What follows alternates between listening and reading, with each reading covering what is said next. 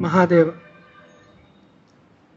शुक्लां वरदरं विष्णुं शशिवर्णं चतुर्भुजं प्रसन्नवदनं ध्यायेत् सर्वविघ्नोपशान्तये। शरदिन्दुविकासि मन्दहासां स्फुरदिन्दीवरलोचनाभिरामाम् अरविन्दसमानसुन्दरास्याम् अरविन्दासनसुन्दरीमुपासे। निधये सर्वविद्यानां भिषजे भवरोगिणां गुरवे सर्वलोकानां दक्षिणामूर्तये नमः। गुरुर्ब्रह्मा गुरुर्विष्णुर्गुरुर्देवो महेश्वरः गुरुर्साक्षात् परब्रह्म तस्मै श्री गुरवे नमः। सदाशिवसमारम्भां शङ्कराचार्यमध्यमाम् अस्मदाचार्यपर्यन्तां वन्दे गुरुपरम्पराम्। माणिक्यवीणामुपलालयन्तीं मदालसामञ्जुलवाग्विलासां महेन्द्रनीलद्युतिकोमलाङ्गीं मातङ्गकन्यां मनसा स्मरामि। वादेशक्तिप्रदात्री प्रणतजनतते सन्ततं सत्सभायां प्रश्नानां दुस्तराणामपि लघुसुसमाधानमाश्वे वक्तुं वागीशाद्यैः सुराग्रैः विविधफलकृतैः सन्ततं पूज्यमानां वाग्देवी वाञ्छितं मे वितरतु तरसा शृङ्गबुभ्रुन्निवास। भारती करुणापात्रं भारती पदभूषणं भारती पदमारूढं भारती तीर्थमाश्रये। विद्याविनयसम्पन्नं वीतरागं वेकिनं वन्दे वेदान्ततत्त्वज्ञं विदुषेकरभारतीम्। शङ्कराय सुनामधारिणे शिष्यचित्ततमोपहारिणे नित्यसत्यसुबोधरूपिणे श्रौतसन्मतसुहेतवे नमः। श्रुतिसागरसारसुदातारं स्मृतिस्थापिततत्त्वप्रदातारं दृढदीक्षिताद्वैतसदाचारं प्रणतोऽस्मि महेश्वरं मौलिसुतं। सभायै नमः। वटविटपि समीपे भूमिभागे निषण्णं सकलं जनानां ज्ञानदातारमारत् त्रिभुवनगुरुमीशं दक्षिणामूर्तिदेवं जननमरणदुःखच्छेददक्षं नमामि। हरि ओम। ఇవాళ శారదా చంద్రమౌళీశ్వరుల అనుగ్రహంతో ఉభయ జగద్గురువుల ఆశీర్వాదంతో మనం ఈ చక్కటి అంశాన్ని ఎంచుకున్నాము. ఈ కార్తీక మాసం పుణ్య దివసంలో కూడా మనము ఈ దక్షిణామూర్తి శ్రీ దక్షిణామూర్తి స్తోత్రం యొక్క పరిచయము ఎంత సాయశక్తిలో మనకి కుదురుతుందో అంత చేసుకునే ప్రయత్నం చేద్దాం. ఎందుకంటే అది చెప్పుకునేది పరమేశ్వరు గురించి, అది ఎవరి వల్ల అయ్యేది కాదు. అంటే తవ తత్వన్న జనామి కీదృశోసి మహేశ్వర యాదృశోసి మహాదేవ తాదృశాయ నమో నమః అని దండం పెట్టుకుంటాం. నీ తత్వం మాకు తెలియదయ్యా, నీది ఏ తత్వం అయితే దానికి నమస్కారం చేసుకుంటున్నాము అని పరమేశ్వరుని అలా దండం పెట్టుకోవడం అలవాటు మనందరికీ కూడా. ఒక మాటలో ఒక స్తోత్రంలో అవుతుందా అంటే అవ్వదు. అలాని మహావాక్యాలు ఉపదేశాలు ఒక మాటే ఉంటాయి. అది ఎలాగ మనం సాధించగలము, అది శారదా చంద్రమౌళీశ్వరులకి జగద్గురువులకే భారం పెట్టి మనం చక్కటి దక్షిణామూర్తి స్తోత్రంలోకి ప్రవేశిద్దాం. అయితే ఇక్కడ మనము ఇది ఏమిటి దక్షిణామూర్తి స్తోత్రం అంటున్నాం, మనకందరికి అది అలవాటు. అంటే స్తుతించేదా దక్షిణామూర్తి అని ఒక దేవతా రూపము, వారిని మనము స్తుతిస్తాం రోజు. అదేనా మనం చేయాల్సింది అంటే కాదు. శంకరాచార్యులు వారు మనకి ప్రకరణ గ్రంథాలను ఇచ్చారు. వాటిల్లో కేవలం అద్వైతం సిద్ధాంతం, అంటే కేవలం అద్వైతం అంటే అసలు సిద్ధాంతమే అద్వైతం, ద్వైతం లేదు కాబట్టి ఈ సిద్ధాంతాలన్నీ కూడా వారు చక్కటి ప్రకరణ గ్రంథ రూపంలో ఇచ్చారు, భాష్యాల్లో ఇచ్చారు, అట్లాగే ఇలాంటి స్తోత్రాల్లో ఇచ్చారు. ఇది మనం చెప్పుకునేది ఇది ప్రకరణ గ్రంథానికి సెట్ అయ్యేది అనమాట. అంటే దీన్ని స్తోత్రం అని అనుకోలేము, ఉన్నది పదే, కానీ ఇది ఎంత శక్తివంతమైందో మనకి ముందు ముందు చూస్తాం దాన్ని చూసేటప్పుడు. అయితే ఈశ్వరానుగ్రహాదేవ పుంసాం అద్వైత వాసన అని ఒక మాట. కేవలం ఈశ్వరుడి యొక్క కృపా కటాక్షాలు ఉంటే తప్ప అద్వైతం అన్న మాట కూడా మన చెవున పడదు. అది పడినా కూడా మనం అదేమిటో మనకు సంబంధించిన కాదేమో, వీళ్ళు ఏమిటో అన్నీ ఒకటంటున్నారు, ఎట్లా కనపడుతుంది అని అలా పక్కకు తప్పుకుంటారు. కాబట్టి మన వ్యవహారంలో లేని విషయం ఏదో వీళ్ళు చెప్తున్నారు, అదేంటి తెలుసుకుందామా, అసలు విందామా అన్న యోగ్యత కూడా ఆ పుణ్య విశేషం ఉండి ఈశ్వరుడు అనుగ్రహిస్తే తప్ప అది వచ్చేది కాదనమాట. అసలు ఈ అద్వైతం అంటే ఏంటి మరి అంటే ఇప్పుడే చెప్పుకుందాం. బ్రహ్మ సత్యం జగన్ మిథ్య జీవో బ్రహ్మైవ నాపర, ఇంతే అద్వైతం అంటే. కానీ ఇది మాట మహామంత్రంలాగా మనం అందు అది ప్రవర్తిల్లాలి అంటే అది గురువుల అనుగ్రహంతో దాన్ని అర్థం చేసుకోవాలి. అది ఏమిటి అన్నది మనకి అవగతం అవ్వాలి, అభ్యాసం చేయాలి, అది మనం అయి ఉండాలి. అదే తత్వమసి అన్న మహావాక్యం చెప్తోంది. అనుభవంతో తెలుసుకోవడమే ఈ అద్వైత అనుభూతిని మోక్షం అంటాం. ఇక్కడ నుంచి వేరే లోకాలకు వెళ్తాము, అక్కడేదో సేవ చేస్తాం, ఇది చేస్తాం అన్నదంతా భ్రమ భ్రాంతి. సగుణ బ్రహ్మం దగ్గరికి వెళ్ళడం అన్నది వేరు, ఆ విషయం ఉన్నది. అక్కడికి వెళ్ళినా కూడా క్రమశః ముక్తి, అక్కడ కూడా జ్ఞానం ఇచ్చే మోక్షాన్ని మనకి ఇస్తారు. దాన్నే జ్ఞానాదేవత కైవల్యం అని మనం చెప్పుకుంటూ ఉంటాం. ఎక్కడ పోయినా జ్ఞానం తప్ప వేరేది గట్టెక్కిచ్చేది లేదు. అయితే దుర్లభం త్రైమేవైత దేవానుగ్రహ హేతుకం మనుష్యత్వం ముముక్షత్వం మహాపురుష సంశ్రయ అని చెప్పి మనకి వివేక చూడమనిలో ఒక మంచి మాట ఉంది. దేవుడి యొక్క అనుగ్రహంతో మాత్రమే 3 సంభవిస్తాయి, కష్టతరమైనవి. అది కూడా ఏమిటి అంటే మనుష్యత్వం. అంటే ఏమిటి, మనిషికి ఉన్న ప్రత్యేకత ఏమిటి అంటే, ఇన్ని జీవరాశుల్లో కేవలం మనిషికే ధర్మం చేయడానికి అధికారం ఉంది. వాడికి పురుషార్థాలు ఉన్నాయి. వాడికి ఏమిటవి? ధర్మార్థ కామ మోక్షములు. ఇది బాగా మనం గుర్తుపెట్టుకోవాలి. ఎందుకు ధర్మం చేయాలి మనము అంటే మోక్షం గురించి. అర్ధకామాలు ఎలా వినియోగించాలి?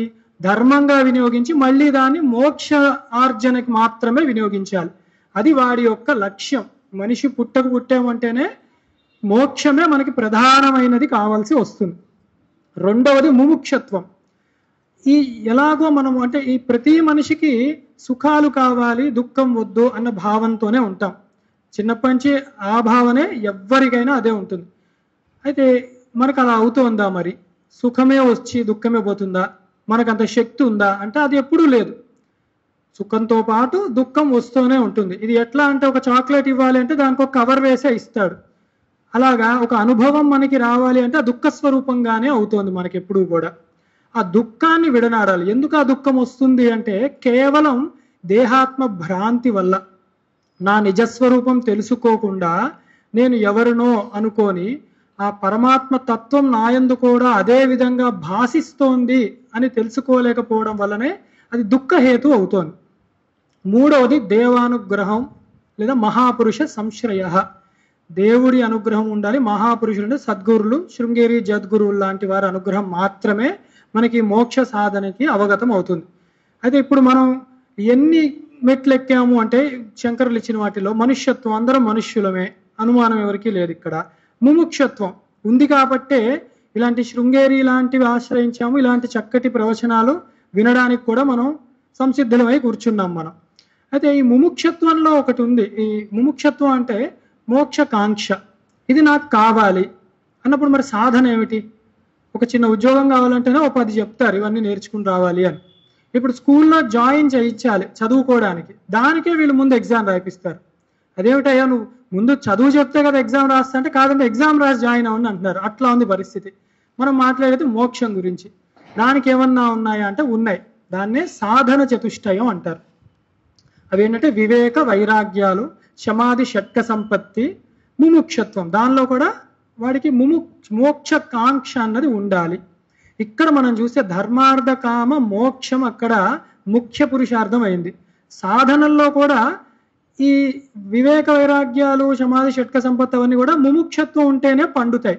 ఈ రెండింటిని అనుసంధానం చేయడానికి, తోడ్పడడానికి, అవగతం అవ్వడానికి, జన్మ సార్థకత పొందడానికి మనము సద్గురువుల్ని ఆశ్రయించాలి. అదృష్టం బాగుంటే సద్గురువుల కృప త్వరగానే మనకి లభిస్తుంది. ఆయనే ఎవరు? ఇప్పుడు ఆ సద్గురువు ఎవరు అంటే దక్షిణామూర్తి. అదే సబ్జెక్ట్ మనకి ఇప్పుడు. అంటే పరబ్రహ్మము సృష్టి స్థితి లయలు చేసి ఎలా వ్యవహరించాలో నియమాలు అవన్నీ ఇచ్చి వేదంలో, కానీ దానిలో గ్రహించేది వేదాంతాలు వేరున్నాయి. జ్ఞానం అన్నది ఒకటి ఉంది.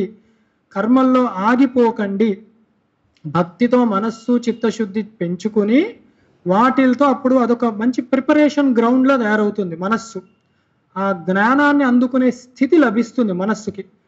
అప్పుడు ఆ మనస్సు జ్ఞానవాక్యం కానీ, అద్వైతం కానీ, వేదాంతం కానీ తీసుకోవడానికి సంసిద్ధమయ్యి అది అవగతం అవుతుంది కేవలం గురు కృప వల్ల మాత్రమే. అయితే ఇప్పుడు ఏమిటి? దేవుణ్ణి పట్టుకోవాలా, గురువుని పట్టుకోవాలా? అది కదా అక్కడ దేవానుగ్రహం వల్లనే ఇవన్నీ సాధ్యం అవుతాయి అన్నాం. మళ్ళీ మహాపురుష సంశ్రయం అన్నాం. ఎప్పుడు కూడా మనకి ఎలా ఉండాలంటే గురువు దైవము ఒకటే. అది మనం రోజు చదువుకునేది. గురుర్ బ్రహ్మ గురుర్ విష్ణుర్ గురుర్దేవ మహేశ్వర, గురు సాక్షాత్ పరబ్రహ్మ తస్మై శ్రీ గురువే నమః అని చదువుతాం. అట్లానే యస్య దేవే పరాభక్తిర్ యదా దేవే తదా గురౌ తస్యైతే కతిదాహ్యర్థ ప్రకాశయంతి మహాత్మనః అని ఒక గొప్ప మాట. ఎవరికైతే గురువు పట్ల దైవభావము, దైవం పట్ల గురువు భావము, గురువులు దేవత పట్ల అభేద దృష్టి ఉంటుందో వాడికి జ్ఞానము లభించి ప్రకాశవంతుడు అవుతాడు. అంటే జ్ఞానం అబ్బుతుంది వాడికి, చదివినది వస్తుంది వాడికి అని, విన్నది అర్థమవుతుంది అని. అయితే ఈ దక్షిణామూర్తి ఎవరు మరి? ఇప్పుడు ఈయన కూడా దేవతనా? ఇప్పుడు శివుడు, విష్ణువు, రాములు వారు ఇట్లా ఒక దేవత కిందనే చెప్తున్నామా అంటే వారందరూ కూడా పరబ్రహ్మ స్వరూపాలే. మనం కథల్లో మాత్రమే కథగా చూస్తాం కాబట్టి అర్థం కావట్లేదు. ఈ దక్షిణామూర్తికి ప్రత్యేకం ఏంటంటే ఆ పరబ్రహ్మం ఈ వేద రాశి అవన్నీ ఇచ్చాక ఆయన ఇది చెప్పడానికి కూడా ఎవరు సమర్థుడు అంటే పరమేశ్వరుడే సమర్థుడు. ఒక పదార్థం ఎవరైనా కొత్తది తయారు చేస్తే అది ఏమిటో చెప్పే బాధ్యత వాళ్ళ ముందే ఉంటుంది. వాళ్ళని అడుగుతారు, చిన్న ప్రాజెక్ట్ లాంటిది చేసి ఆఫీస్లో నువ్వే చెప్పయ్యాది మాకు అర్థం కావడానికి అంటారు. అట్లనే ఇంత వేద రాశిలో వేదాంతం మాకు అర్థం కావాలి ఎట్లా అంటే వారినే ఆశ్రయించారు. ఎవరు? మామూలు వాళ్ళు కాదు. సనక సనందనాథులని పుట్టుకతోనే వైరాగ్య మార్గం ఎంచుకొని వారు ఏమిటి ఇంకా మాకు అని వారు వెతుకుతూ ఉండగా దక్షిణామూర్తి రూపంలో ఆ పరమేశ్వరుడే సాక్షాత్ ఆయనే ఒక వటవృక్షం కింద కూర్చొని చిన్ముద్ర పెట్టుకొని అని కూర్చొన్నారు. వీరు ఆశ్రయించారు, మాటలతో కాదు.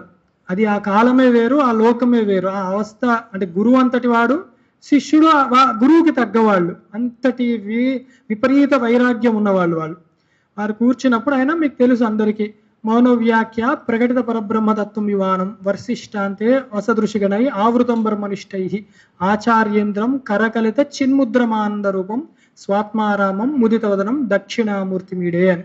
అంటే మౌనంగా కూర్చున్నాడు ఆయన. ఒక్కసారి ఆయన రూపాన్ని ధ్యానం చేద్దాం. ఒక పై చేతిలో ఒక కుడి చేతిలో పైన అక్షమాలు ఉంటుంది ఆయనకి. అంటే ఆ నుంచి క్షకారం వరకు అన్ని విద్యలు ఆయన ఆధీనంలో ఉన్నది. విద్యలకు అధిపతి ఆయన. అందుకే నిధయే సర్వ విద్యానాం అని చదువుతాం మనం. ఇంకో చోట ఈ పైన చేతిలో వారికి అగ్ని ఉంటుంది. దక్షిణామూర్తి రూపాల్లో కించిత్ భేదాలతో కూడా ఉంటాయి. వీణా దక్షిణామూర్తి, వట దక్షిణామూర్తి ఇలా కూడా వేరు ఉంటారు. మనం చెప్పే దక్షిణామూర్తి గురించి చెప్తున్నాం. ఆ అగ్ని పట్టుకోవడం ఏంటంటే అది జ్ఞాన అగ్ని. ఎక్కడుంది అంటే మనలోనే ఉంది. అది స్వయం ప్రకాశి. దాన్ని వెలిగించడానికి ఇప్పట్లో వేరే సాధన అవసరం లేదు. అది ఎప్పటికీ జ్యోతి ఉండనే ఉంటుంది. ఇంకో చేతిలో కింద ఎడం వైపు పుస్తకాలు ఉంటాయి. అవే వేదాలు, వేదాంతాలు, బ్రహ్మసూత్రాలు, ఉపనిషత్తులు, మీరు ఏదన్నా అనుకోండి జ్ఞానానికి సంబంధించినవి. ఈ చేతిలో చిన్ముద్ర ఉంటుంది. అది ఏమిటి అన్నది మనం చూస్తాం దక్షిణామూర్తి సూత్రంలో చెప్పేది. చిన్ముద్ర ఎప్పుడు బ్రహ్మముద్ర అంటే పరబ్రహ్మాన్ని సూచించేది, జీవ బ్రహ్మైక్యములను తెలియజేసేదే చిన్ముద్ర. అలాంటి దక్షిణామూర్తి మీరు చూస్తే అమ్మవారు ఎక్కడికి వెళ్ళారు ఆ టైంకి అనుకుంటే అర్ధనారీశ్వరుడే దక్షిణామూర్తి. ఇంటికి వెళ్ళాక ఒకసారి ఫోటో చూడండి దక్షిణామూర్తిది. ఒక చెవుకి ఒకలా ఉంటాయి ఆభరణం, ఇంకో చెవుకి ఇంకోలా ఉంటాయి. ఒక కాలుకి ఒకలా ఉంటాయి, ఇంకో కాలుకి ఇంకోలా ఉంటాయి. అంటే అమ్మవారు ఎప్పుడూ ఆయన్ని విడి ఉండదు. కథ కింద ఎవరో వేరేలా దేహత్యాగం చేసింది సతీదేవి అని చెప్పినా దేహత్యాగం అంటే ఎక్కడికో వెళ్ళిపోదు, ఆయనలోకే వెళ్ళిపోతుంది. అంటే నిర్వికల్పంలోకి వెళ్ళిపోతుంది. వికల్పం నామరూపాలు విడిచిపెట్టేస్తే మిగిలే అస్థిభాతి ప్రియం ఏదైతే ఉన్నదో అక్కడికే వెళ్ళిపోతుంది అన్నమాట. ప్రకృతి ఎప్పుడు పురుషుడి దగ్గరికే వెళ్తుంది. మాయ ఎప్పుడు అధిష్టానాన్ని ఆధారపడే ఉంటుంది. అది దక్షిణామూర్తి స్వరూపం.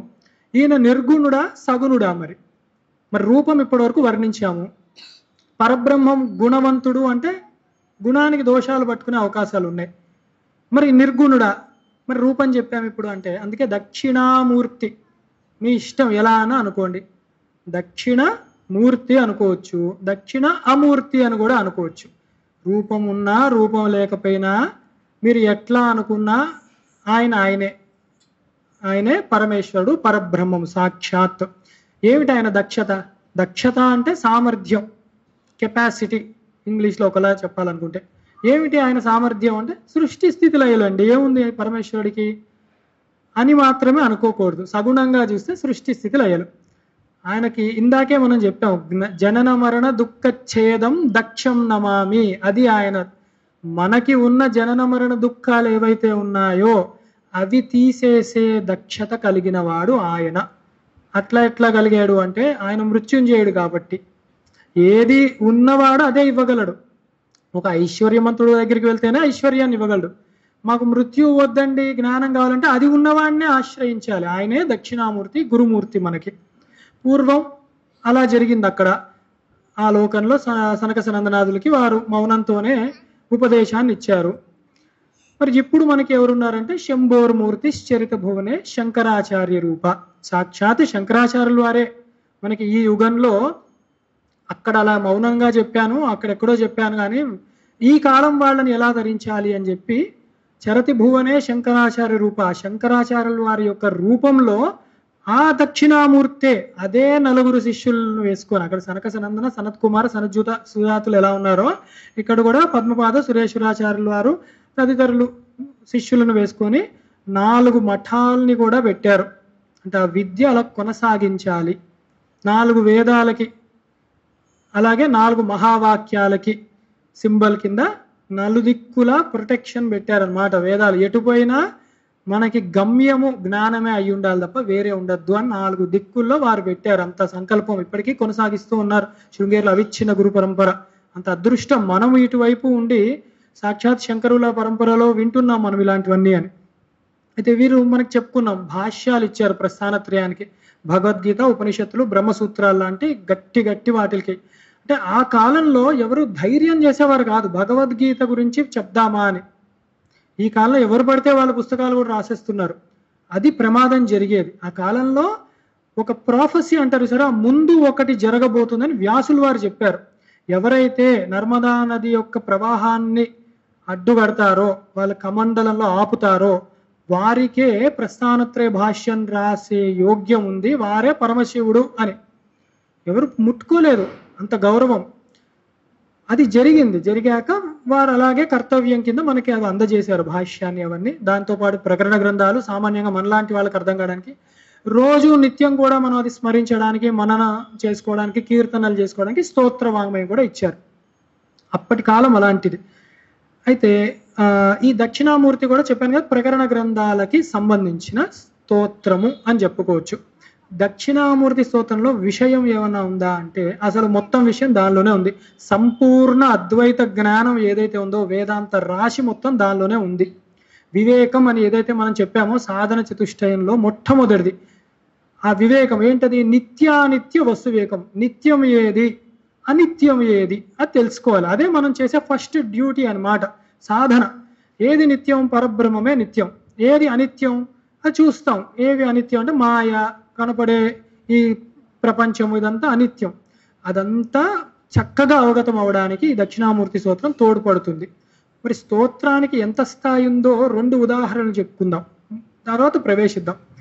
ఏమిటంటే వేదాంతానికి భాష్యాలు పాఠాలు జరుగుతాయి, సశాస్త్రీయంగా సాంప్రదాయంగా జరిగే గురించి చెప్తున్నాను నేను. వాటికి ఎలా అంటే మాకు కూడా మా గురువులు చెప్పేటప్పుడు వేదాంత పాఠం ప్రారంభించేటప్పుడు ఉపనిషత్తులు ఇవన్నీ కూడా ముందు శాంతి పాఠాలు చేసుకుంటాం. 10 శాంతి పాఠాలు చదువుతారు. దానితో పాటు దక్షిణామూర్తి స్తోత్రం కూడా చదవాలి. అలాగే పాఠం అయిన తర్వాత కూడా శాంతి పాఠాలు ఉంటాయి, దక్షిణామూర్తి స్తోత్రం మళ్ళీ చదవాలి. అంటే వేదము దానికి తగ్గ భాష్యం చెప్పేటప్పుడు స్తోత్ర రూపంలో ఉన్న ఈ యొక్క మహా గ్రంథాన్ని పఠనం చేయమంటున్నారంటే దాని ప్రభావము ముందు వినబోయే పాఠం మీద ఉంటుంది. విన్న తర్వాత కూడా చదవమంటున్నారంటే వినినది మననం చేసుకొని నిధిధ్యానం చేసుకోవడానికి అది తోడ్పడుతుంది. అంత గొప్ప సాంప్రదాయం కిందే వస్తుంది. అది ఎవరు పెట్టింది కాదు, ముందు నుంచి ఎప్పటి నుంచి ఉన్నదే, శంకరుల కాలం నుంచి. అది దాని వైశిష్ట్యత దక్షిణామూర్తి స్తోత్రం అంటే. రెండవది, ఉపనిషత్తులన్నిట్లో ఉత్కృష్టమైన ఉపనిషత్తు ఒకటి ఉన్నది. ఏ ఉపనిషత్తుకి అది ఉత్కృష్టమైందే. ఏదన్నా ఒకటి చెప్పండి అంటే మాండూక్య ఉపనిషత్తు అని చెప్తారు. అది చాలా గొప్పదన్నమాట. ఎందుకంటే మోక్షకాంక్ష ఉన్న వాళ్ళకి మాండూక్యమేవాలం ముముక్షునా విముఖ్యతే అంటారు. ముముక్షత్వం బాగా ఉన్నది, వాడికి వైరాగ్యం ఉన్నది అంటే మాండూక్యం ఒక్కటి చాలు వాడిని తరింపజేయడానికి అంటారు. అంత గొప్పదా, అంత పెద్దదా అంటే గొప్పదే, కానీ 12 మంత్రాలే దాంట్లో. కానీ 12 ఒక్కొక్కటి అంత లోతైన గాఢంగా ఉంటాయి అన్నమాట, గూఢంగా ఉంటాయి దాన్ని. అయితే దాన్ని అర్థం చేసుకోవడానికి శంకరుల యొక్క పూర్వగురువులైన గౌడపాదాచార్యుల వారు 400కి సుమారుగా కారికలు రాశారు. అంటే ఒక 12 శ్లోకాలు మంత్రాలు అర్థం చేసుకోవడానికి 400 పద్య రూపంలో ఉన్న కారికలు కావాలి మనకి. దానికి శంకర భాష్యం మళ్ళీ. అది అట్లా ఉంటే అది ఇప్పుడు ఎందుకు చెప్తున్నా అంటే ఈ దక్షిణామూర్తి స్తోత్రంలో 10 ఉన్నాయి మనకి శ్లోకాలు. ఇది అర్థం చేసుకోవడానికి శృంగేరి మొట్టమొదటి పీఠాధిపతులు ఎవరైతే సురేశ్వరాచార్యులు ఉన్నారో వారు మానసోల్లాసం ఉన్న పేరుతో సుమారు 360 పైగా వార్తికాలు రాశారు. వాటికి అంటే 12 మంత్రాలకి 400 కారికలు ఎట్లిచ్చారో 10 శ్లోకాలకి 360 పైగా కారికలు ఇచ్చారు. అంటే దానిలో ఎంత విషయం ఉందో దీంట్లో అంత విషయం ఉన్నది. అది చెప్పడం వరకు అర్థం చేసుకోండి. అందుకే రోజు మీరు కూడా రోజువారి పూజల్లో నిత్యం పెట్టుకోండి దక్షిణామూర్తిగా. అయితే స్తోత్రం ఎలా కూర్చారు అంటే ఇదొకటి చూడాలి మనం. బడబడ చదువుకుంటూ వెళ్ళిపోతారు చాలామంది 10 శ్లోకాలు. ఏం చెప్తున్నారు విషయం? కొత్త మాటలు ఉంటాయి కొత్తగా ఎవరైనా చదివితే. అన్ని వేదాంత పుస్తకాలు చదివితే ఒక ఎత్తు, అవన్నీ దీంట్లోనే ఉన్నాయా అన్న ఒక ఎత్తులా అనిపిస్తుంది. ఏంటంటే 10 శ్లోకాల్లో మొదటి 3 శ్లోకాల్లోనే ఉపదేశాన్ని ఇచ్చేశారు. తత్ త్వము అసి వాక్య యొక్క విచారణ మనకి ఇచ్చేశారు. 4 నుంచి 7 శ్లోకాల్లో జగన్ మిథ్యత్వం ఎట్లా, అనిత్యత్వం ఎట్లా అన్నది వారు చెప్పారు. 8వది సిద్ధాంతం. జగన్ మిథ్య అండి అంటే అయితే మాకేంటి అంటే సత్యం ఏదో కూడా చెప్పాలి కదా. సత్యం ఎట్లా అవుతుంది అద్వైతంలో అది చెప్పాలి కదా. అది చెప్పారు 8వ శ్లోకంలో.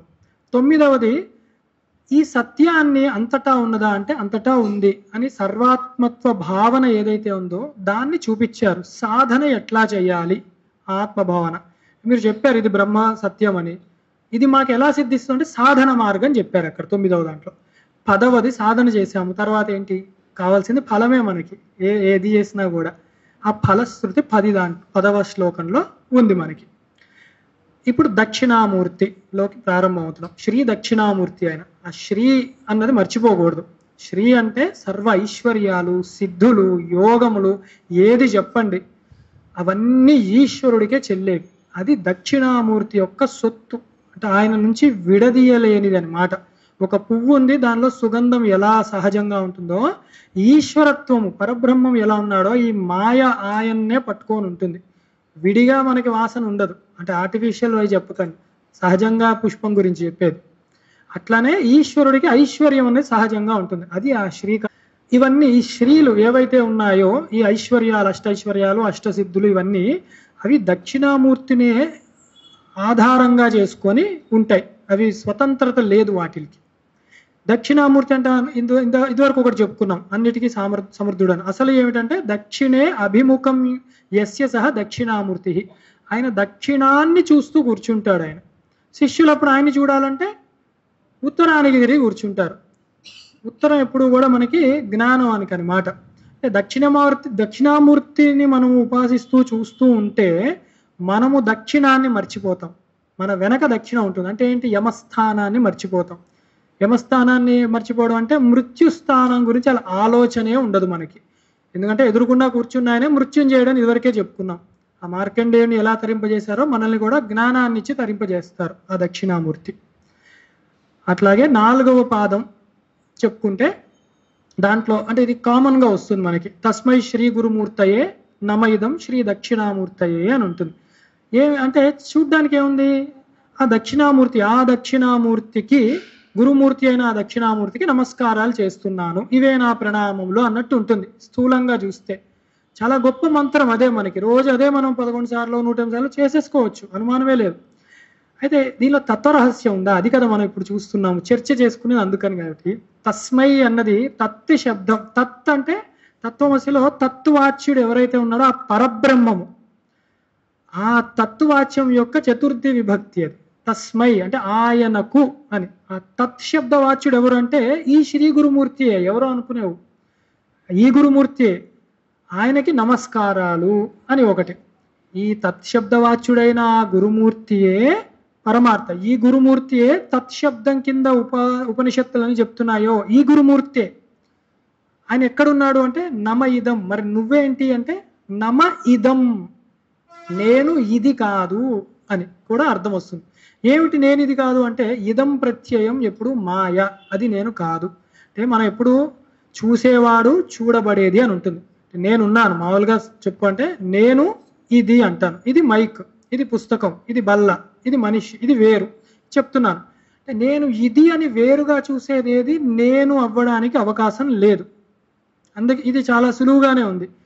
నా శరీరం అని నేను వేరుగా చూస్తున్నాను. అంటే దీనికి దోమ కుడుతోంది, దీనికి జ్వరం వచ్చింది, దీనికి దండ వేశారు అంటే ఇది అంటున్నాను కదా. శరీరం నేను అయ్యే అవకాశం లేదు. నా మనస్సుకి అంటే వేరుగా చెప్తున్నాను, నేను వేరు, నా మనస్సు వేరు, ఇది నేను అయ్యే అవకాశం లేదు. అందుకే నమ ఇదం, నేను ఇది కాదు అన్న జ్ఞానం వస్తుంది ఆ గురుమూర్తిని పట్టుకుంటే. ఎందుకు? ఆయన తత్శబ్ద వాచ్యుడు కాబట్టి. ఆయన ఎవరు అంటే నాలోనే ఉన్నాడు ఆయన దక్షిణామూర్తి రూపంలో అని దీని లోతైన అర్థం తీసుకుంటే రేపు మీరు మళ్ళీ శ్లోకం చదివినప్పుడు తస్మై శ్రీ గురుమూర్తయే నమైదం శ్రీ దక్షిణామూర్తయే ప్రార్థన కింద ఆదర భావంతో నమస్కారం కింద ఒకసారి, అద్వైత భావంతో తస్మై శ్రీ గురుమూర్తయే నమ ఇదం శ్రీ దక్షిణామూర్తి, నేనిది కాదు, నేను దక్షిణామూర్తినే అని ఆ భావనతో మీరు చదవాలి. ఈశ్వరో గురురాత్మేతి మూర్తి భేద విభాగినే వ్యోమవత్ వ్యాప్త దేహాయ దక్షిణామూర్తే నమః. ఈశ్వరుడు గురుడు మనము ఒకటే, ఉపాధి భేదం వల్ల నీకు వేరుగా కనిపిస్తోంది అంతే. నీలో ప్రకాశించేది అదే. అదే హృద్దేశేర్జున తిష్టతి అని కూడా అక్కడ చెప్పారు ఆయన. ఆ శైలి వేరు కాబట్టి అది అలా పట్టుకోం మనం. ఇప్పుడు మనం మొట్టమొదటి శ్లోకంలోకి వెళ్తున్నాము. విశ్వం దర్పణ దృశ్యమాన నగరీతుల్యం నిజాంతర్గతం పశ్యన్నాత్మని మాయయా బహిర్వోద్భుతం యథా నిద్రయా యస్ సాక్షాత్కురుతే ప్రబోధ సమయ స్వాత్మానమేవాద్వయం తస్మై శ్రీ గురుమూర్తే నమిదం శ్రీ దక్షిణామూర్తయే. ఇదివరకే చెప్పాం. మొట్టమొదటి శ్లోకంలో త్వం పదార్థాన్ని చెప్తున్నారు ఇక్కడ. ఎందుకు త్వం? తత్తే చెప్పచ్చు కదండి అంటే ఎప్పుడు నేనేంటో తెలుసుకోవాలి కదా. తత్ అంటే అది అని కదా ఒక భావన, అదేదో వేరుగా ఉందని కదా. ముందు నేనేంటో తెలుసుకుంటాను అని. అది త్వం అంటే నేనేనా అంటే రెండు ఉంటాయి ఎప్పుడు కూడా మనకి. పరమాత్మ, విశ్వము, ఈ రెండు ఉంటాయి. మనందరం కూడా విశ్వములో వాళ్ళమే. మనం విశ్వానికి వేరులా కాదు. ఈ ప్రపంచం ఏంటంటే ఇట్లా అయిపోయింది అంటాం, ప్రపంచానికి వేరుగా మాట్లాడుతూ ఉంటాం ఎప్పుడు, అదొక అలవాటు మనకి. కానీ మనం ప్రపంచంలో మనుష్యులమే అని ఎప్పుడూ మర్చిపోకూడదు. అయితే ఈ విశ్వం గురించే ప్రారంభించారు. ఏమిటా విశ్వం అంటే విష్ణు సహస్రనామంలో అదే ప్రారంభమైంది, విశ్వం విష్ణువు అని. తేడా లేదనమాట. విష్ణువే విశ్వం, విశ్వమే విష్ణువు. అలాగే ఇక్కడ కూడా ఈ విశ్వం, కనపడే విశ్వం ఏదైతే ఉందో దర్పణ దృశ్యమాన అంటే ఒక అద్దంలో మనం చూసినప్పుడు మన ప్రతిబింబం ఎలాగ వేరుగా కనపడుతుందో మన మనస్సు యొక్క ఆలోచనలు, సంకల్పాలు అవే బయట అద్దంలా విడిగా కనిపిస్తోంది మనకి. ఇది నీ యొక్క సంకల్పానికి వేరు కాదు అని చెప్పారు శంకరులు. అంటే అద్దంలో మనం చూస్తాం, అచ్చం మనలాగే ఉంది అనుకుంటాం, కానీ అది నిజమా అంటే కుడి చెయ్య ఎడంలాగా, ఎడం కుడిలాగా కనిపిస్తుంది. అందుకే పరమాత్మ మనలో, మనమే పరమాత్మ లోపల ఆనంద స్వరూపుడు ఎవరైతే ఉన్నారో ఆ ఆనంద స్వరూపము బయటకి వ్యక్తమైనప్పుడు అది ఏమవుతోంది? దుఃఖహేతు అవుతోంది. ఎందుకంటే విషయ సంపర్కం వల్ల. విశ్వంలో ఎందుకు తేడా వచ్చిందంటే విషయ సంపర్కం. కుడి ఎడం ఎలా అయింది అంటే ఇక్కడ ఈ సుఖం దుఃఖం అయిపోతుంది అనమాట. అందుకే అన్నిటికీ సుఖాలు అనుకొని మనం పరిగెడతాము, ఆఖరికి అది దుఃఖహేతువే అవుతూ ఉంటుంది. అయితే బహిర్వోద్భుతం యథా నిద్రయ అన్నారు. మరి నేను విడిగా చూస్తున్నానే విశ్వాన్ని, మీరు నాకు కనబడుతున్నారు, నేను మీకు కనబడుతున్నాను, నాకు నేను చూసుకోగలుగుతున్నాను ఈ శరీరాన్ని. మరి ఇది ఎట్లా అంటే ఇలాంటి అనుభవం మీకు ఉండనే ఉన్నది. ఎక్కడ చెప్పంటారా? నిద్రయా. నిద్రలో చక్కగా మన కలలో మనమే చూసుకుంటాం. మనల్ని ఏదో ఉరికిస్తున్నట్టు, మనం ఎక్కడో కూర్చొని తింటున్నట్టు, ఎక్కడో వెళ్తున్నాం. అక్కడ ఎలా సాధ్యమైంది? మరి అక్కడ సాధ్యమైంది, ఇక్కడ ఎందుకు సాధ్యం కాదు? అక్కడ మనం అది కళ అని ఎప్పుడు తెలిసింది? లేచిన తర్వాత, నిద్ర లేచిన తర్వాత. కానీ అక్కడ తాదాత్మ్యం పొందినప్పుడు నేనే అది అన్న బలమైన భావనతోనే అనుభవిస్తున్నాం మనం. ఏ అనుభవం అన్నా ఏదో ఊరికి వెళ్ళిపోయినట్టు వస్తుంది, లేస్తే ఆ మంచం మీదే ఉంటాం. మాండుక్యంలో అదంటారు ప్రవివిక్త బుక్ అంటారు. అంటే ఎవరి కళలు వాళ్లే. నలుగురు పక్కన ఒక మంచం మీద పడుకుంటారు, ఎవరి కళలు వాళ్ళవే, ఎవరి అనుభవాలు వాళ్ళవే. వాళ్ళల్లో వాళ్ళని చూస్తారు, వాళ్ళల్లో వీళ్ళందరినీ చూస్తారు, ఎవరి ప్రపంచం వాళ్ళదే. అంత విచిత్రంగా నిద్రలో మనకి రోజు అనుభవమే. మరి ఎందుకు జాగ్రత్తలో అదే విషయం ఉంది అంటే కష్టంగా ఉంది అంటే లేవలేదు నిద్ర. ఇంకా మనం జాగ్రత్తలో కూడా మేలుకోవాలి. దానికే మనకు సాక్షాత్కురుతే ప్రబోధ సమయే, ఆ బోధ కావాలి మనకి. అప్పుడు స్వాత్మనే అని, నేను స్వాత్మని, నేనే ఆ ఆత్మస్వరూపాన్ని అని, అది నేను వేరుగా లేను, అద్వయుణ్ణి అన్న జ్ఞానం మనకి స్పష్టంగా వస్తుంది. లేచాకే తెలుస్తుంది. నిద్రలో కలగంటున్నప్పుడు కూడా, కలగంటున్నప్పుడు మనకేం తెలియదు. లేచిన తర్వాతే ఎలాగా నేను కలగన్నాను, నా సుఖం కానీ దుఃఖం కానీ కలకి చెందినది అని ఎలా అనుకుంటామో, ఈ జాగ్రత్త అవస్థలో కూడా గురువు యొక్క దైవం యొక్క జ్ఞానబోధ వల్ల అది మనం సిద్ధింపజేసుకున్నప్పుడు దీన్ని కూడా కళని ఎలాగా హాస్యంగా చూస్తామో, అయ్యో పులి నన్ను ఉరికించలే అది కళ కేవలం ఎంత విచిత్రంగా మనమే నవ్వుకుంటామో, ఇక్కడ జరిగిన సుఖ దుఃఖాలను కూడా అంత విచిత్రంగా ఒక చిరునవ్వుతో చూస్తాం. అప్పుడు మాట్లాడడానికి కూడా ఉండదన్నమాట. ఈ జ్ఞానాన్ని ఇచ్చి ఇలాగ అనుభవం మనలోనే ఉండి చేయించే ఆ గురుమూర్తి దక్షిణామూర్తికి మనం నమస్కారాలు చేసుకుంటున్నాము అని మొదటి శ్లోకం ఇప్పటితో అయ్యింది. అయితే మనం పరిచయం లాగానే పెట్టుకున్నాం. దీని లోతుకి దిగి మానసోల్లాసాన్ని జోడిస్తే అది ఒక 5-6 నెలల సబ్జెక్టే. అది ఉన్నంతలో ఎంత న్యాయం చేసుకుంటున్నాం అన్నదే మనం గ్రహించాలి. అదొక్కటి గుర్తుపెట్టుకోవాలి. నా మనవి కూడా దానికి ఎవరు చేయలేరు. అట్లా న్యాయం ఎవరైనా ఒక 2 గంటల్లో చేసేసామని దక్షిణామూర్తి మొత్తం చెప్పేసామంటే అదొక భ్రాంతి. మళ్ళీ ఈ శ్లోకం చదువుకోవాలి. విశ్వం దర్పణ దృశ్యమానం అని అలా అనుకోవాలి మనం అంతే. 2వ శ్లోకంలో తత్పదాన్ని చెప్తున్నారు. ఏంటంటే బీజస్వాంతరి వాంకురో జగదిదం ప్రాంగ్ నిర్వికల్పం పునః మాయా కల్పిత దేశకాల కలన వైచిత్ర చిత్రీకృతం మాయావీవ విజృంభయత్యపి మహాయోగి వయ స్వేచ్ఛయ తస్మై శ్రీ గురుమూర్తయే నమిదం శ్రీ దక్షిణామూర్తయే. ఇక్కడ తత్ నా గురించి చెప్పారు. ఏమిటి? నా యొక్క సంకల్పాలే బయటికి వస్తున్నాయి, నన్ను నేనే చూసుకున్నాను, ఈ విశ్వమంతా కూడా నేనే, నా యొక్క ప్రొజెక్షన్ అంటాం కదా, నా బింబం ప్రతిబింబంలా కనపడుతోంది. అది ఎలా అంటే నిద్ర వల్ల ఎలా సాధ్యమో అలాగా అని ముందు చెప్పారు. ఇప్పుడు పరమాత్మ ఎలాంటి వాడు, ఐశ్వర్యవంతుడు ఎలాంటి వాడు అని అన్నది చూస్తున్నాం మనం. తత్ ఏంటంటే ఒక బీజము అంటే ఒక విత్తనంలో చెట్టు యొక్క పూర్తి ప్రణాళిక ఎలా నిక్షిప్తమైపోయి ఉంటుందో, అంటే ఒక విత్తనం ఉంది, అది ఏ విత్తనమో చూస్తే మనకు తెలియదు. అది పెట్టాక దాని లోపల అది ఏ కాలంలో రావాలి, ఏ పండు ఏ పువ్వు ఎప్పుడు రావాలి, ఏ సుగంధం రావాలి, దానికి ఒకవేళ ఎండొస్తే ఎటు వెళ్ళాలి, నీళ్లు పొయ్యకపోతే అది ఎలా ప్రవర్తించాలి, ఎన్ని కొమ్మలు రావాలి, ఎక్కడికి రావాలి, ఇలాంటివి అన్నీ కూడా ఆ బీజంలోనే ఉంటుందన్నమాట. ఆ ప్రణాళిక మొత్తం అది ఎలా ఉందో ఆ పరమేశ్వరుడి యొక్క సంకల్పంలో ఈ విశ్వం యొక్క సృష్టి యొక్క ప్రణాళిక మొత్తం బీజ రూపంలో ఆయనలో ఉన్నది అని చెప్పారు. ఈ బీజమే వృక్షం కింద అయింది. బీజం వృక్షం కింద అయినది మనకు అందరికీ తెలిసిందే. అదే పరిణామవాదం చెప్తున్నారా మరి అద్వైతం పెట్టుకొని మీరు అంటే అది కాదు చెప్పేది. అంటే విత్తనమే చెట్టు అయింది అన్నాం అనుకోండి, పరిణామవాదం అంటారు దాన్ని. పాలు పెరుగైంది అని, అప్పుడు మళ్ళీ వెనక స్థితి రాదు. మళ్ళీ చెట్టులో కొత్త విత్తనాలు వస్తాయి కానీ ఆ విత్తనంలోకి వెళ్ళదు అది. అలాగే పాలు పెరిగైనప్పుడు పెరుగు మళ్ళీ పాలు కావు. అవి పరిణామవాదం కాదు అద్వైతం.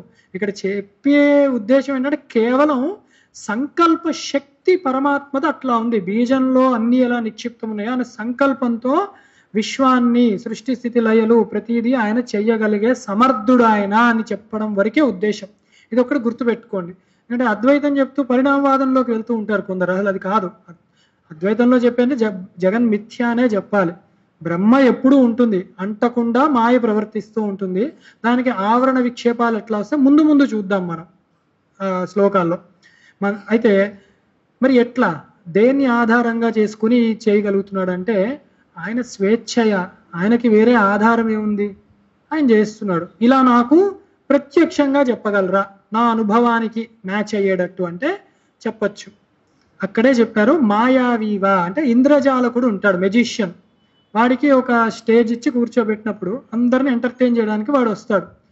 వాడు ఒక టోపీ తీస్తాడు, దానిలోంచి ఒక కుందేలు తీస్తాడు, ఒకసారి ఒక పువ్వు ఏదో అంటాడు, ఇలా ఇలా అంటాడు, అది మంట వస్తుంది, మళ్ళీ ఇట్లా అంటాడు, మళ్ళీ పువ్వు అయిపోతుంది. మనందరం ఆశ్చర్యపోతాం, అరే అంత కుందేలు దీంట్లో ఎట్లా వచ్చింది. ఒకసారి ఇట్లా అంటాడు, పావురం వస్తుంది, అదేంటి అసలు అట్లా ఎట్లా కూర్చుంది పావురం అంతసేపు, అది ఈ మంట ఎట్లా వచ్చింది, పువ్వు ఎట్లా వచ్చింది అని మనం ఆశ్చర్యపోతాం. ఆఖరిని ఏం చేస్తాడు, వాడే వచ్చి అయ్యా డబ్బులు ఇవ్వండి అంటాడు. అదేమిట్రా ఎన్ని తీసావు నువ్వు, అదేదో ఒక 1000 రూపాయలు నువ్వే సృష్టించుకోవచ్చు అంటే అదంటే మిథ్య అండి, అది సరదాకి చేసింది, అది ఇగో ఆ టోపీలోనే ఉంది కుందేలు, దీని కింద ఇది ట్రిక్స్ ఇవన్నీ అంటారు. మరి పరమాత్మ అట్లా చేస్తాడా, సాధనలు కావాలా అంటే అవసరం లేదానికి. అందుకే మహాయోగివా అన్నారు. ప్రత్యక్షానుభవానికి మీకు కావాల్సి ఇంద్రజాలకుడు ఎగ్జాంపుల్ చెప్పాం. అయితే ఈ ఇంద్రజాలుడికి మనము కూర్చునే ముందు తెలుసు అది మాయ, ఒక ట్రిక్ కదని. చేసేటప్పుడు వాడికి తెలుసు, అయిపోయినాక వాడికి తెలుసు అది మిథ్య అని. మనం ఏంటంటే అబ్బా ఏమొస్తుందా ఏమొస్తుందా అని కూర్చుంటాం. అంతా అయిపోయినాక అంతే అయిపోయింది అనుకుంటాం మనం. జీవితం అలాగే గడిచిపోతూ ఉంటుంది. కానీ మహాయోగివ స్వేచ్ఛయ అన్నారు. కానీ పరమాత్మ అలాగనే కాదయ్యా, మహాయోగి ఆయన. ఆయన సంకల్ప మాత్రంతో సృష్టి స్థితి లయలన్నీ చేయగలడు. ఆయన అదే సృష్టి చేయగలడు, టాపిక్ సృష్టి కాబట్టి. అది ఎట్లా అంటే విశ్వామిత్రుడే ఉన్నాడు మహాయోగి. ఆయనే విశ్వాన్ని సృష్టించి విశ్వామిత్రుడిని పేరు తెచ్చుకున్నప్పుడు ఆయన కూడా శక్తినిచ్చి ఆ పరమాత్మకి అసాధ్యమా అది అని మహాయోగివ స్వేచ్ఛయ, ఆయనగా వేరే ఇతర పరికరాలు లేకుండా చెయ్యగలడు. అంతటి మహాత్ముడు ఆయన. అన్ని ఐశ్వర్యాలకి యోగాలకి అధిష్టానమయ్యి ఆధారమయ్యి ఉన్నది ఆ పరమాత్మ, ఆ గురుమూర్తి. ఆయనే తత్శబ్దవాచ్యుడు. ఆయనకి మనందరం నమస్కారం చేసుకుంటున్నాము అని 2వ శ్లోకం మనము చెప్పుకున్నాం. అయితే 3వది యస్యైవ స్ఫురణం సదాత్మక అసత్కల్పార్థకం భాసతే సాక్షాత్ తత్వమసీతి వేదవచసా యో బోధయాత్స్యాశ్రితాన్ యస్ సాక్షాత్కరణాత్ భవేన్న పునరావృత్తిర్భవాంభోనిదౌ తస్మై శ్రీ గురుమూర్తయే నమైదం శ్రీ దక్షిణామూర్తయే. ఇక్కడ ఏం చెప్తున్నారంటే, ఇప్పుడు ముందు త్వంపదం చెప్పారు, అంటే విశ్వం ఏంటి నువ్వేంటి అనుకుని తత్పదం చెప్పారు అదేంటి అని. ఇప్పుడు వచ్చిన అసలు చిక్కు, అందరూ వేరే ద్వైత మార్గంలో అయితే అవి ఉంది ఇవి ఉందంటే వారు చెప్తారు అవునండి విశ్వం ఉంది పరమాత్మ ఉన్నాడు. ఇక్కడ మీరేమంటా అంటే అంతటి విశ్వం ఏదైతే ఉందో ఈ పరమాత్మ ఒకటే అంటున్నారు మీరు. అసి శబ్దాన్ని జోడిస్తున్నారు మీరు.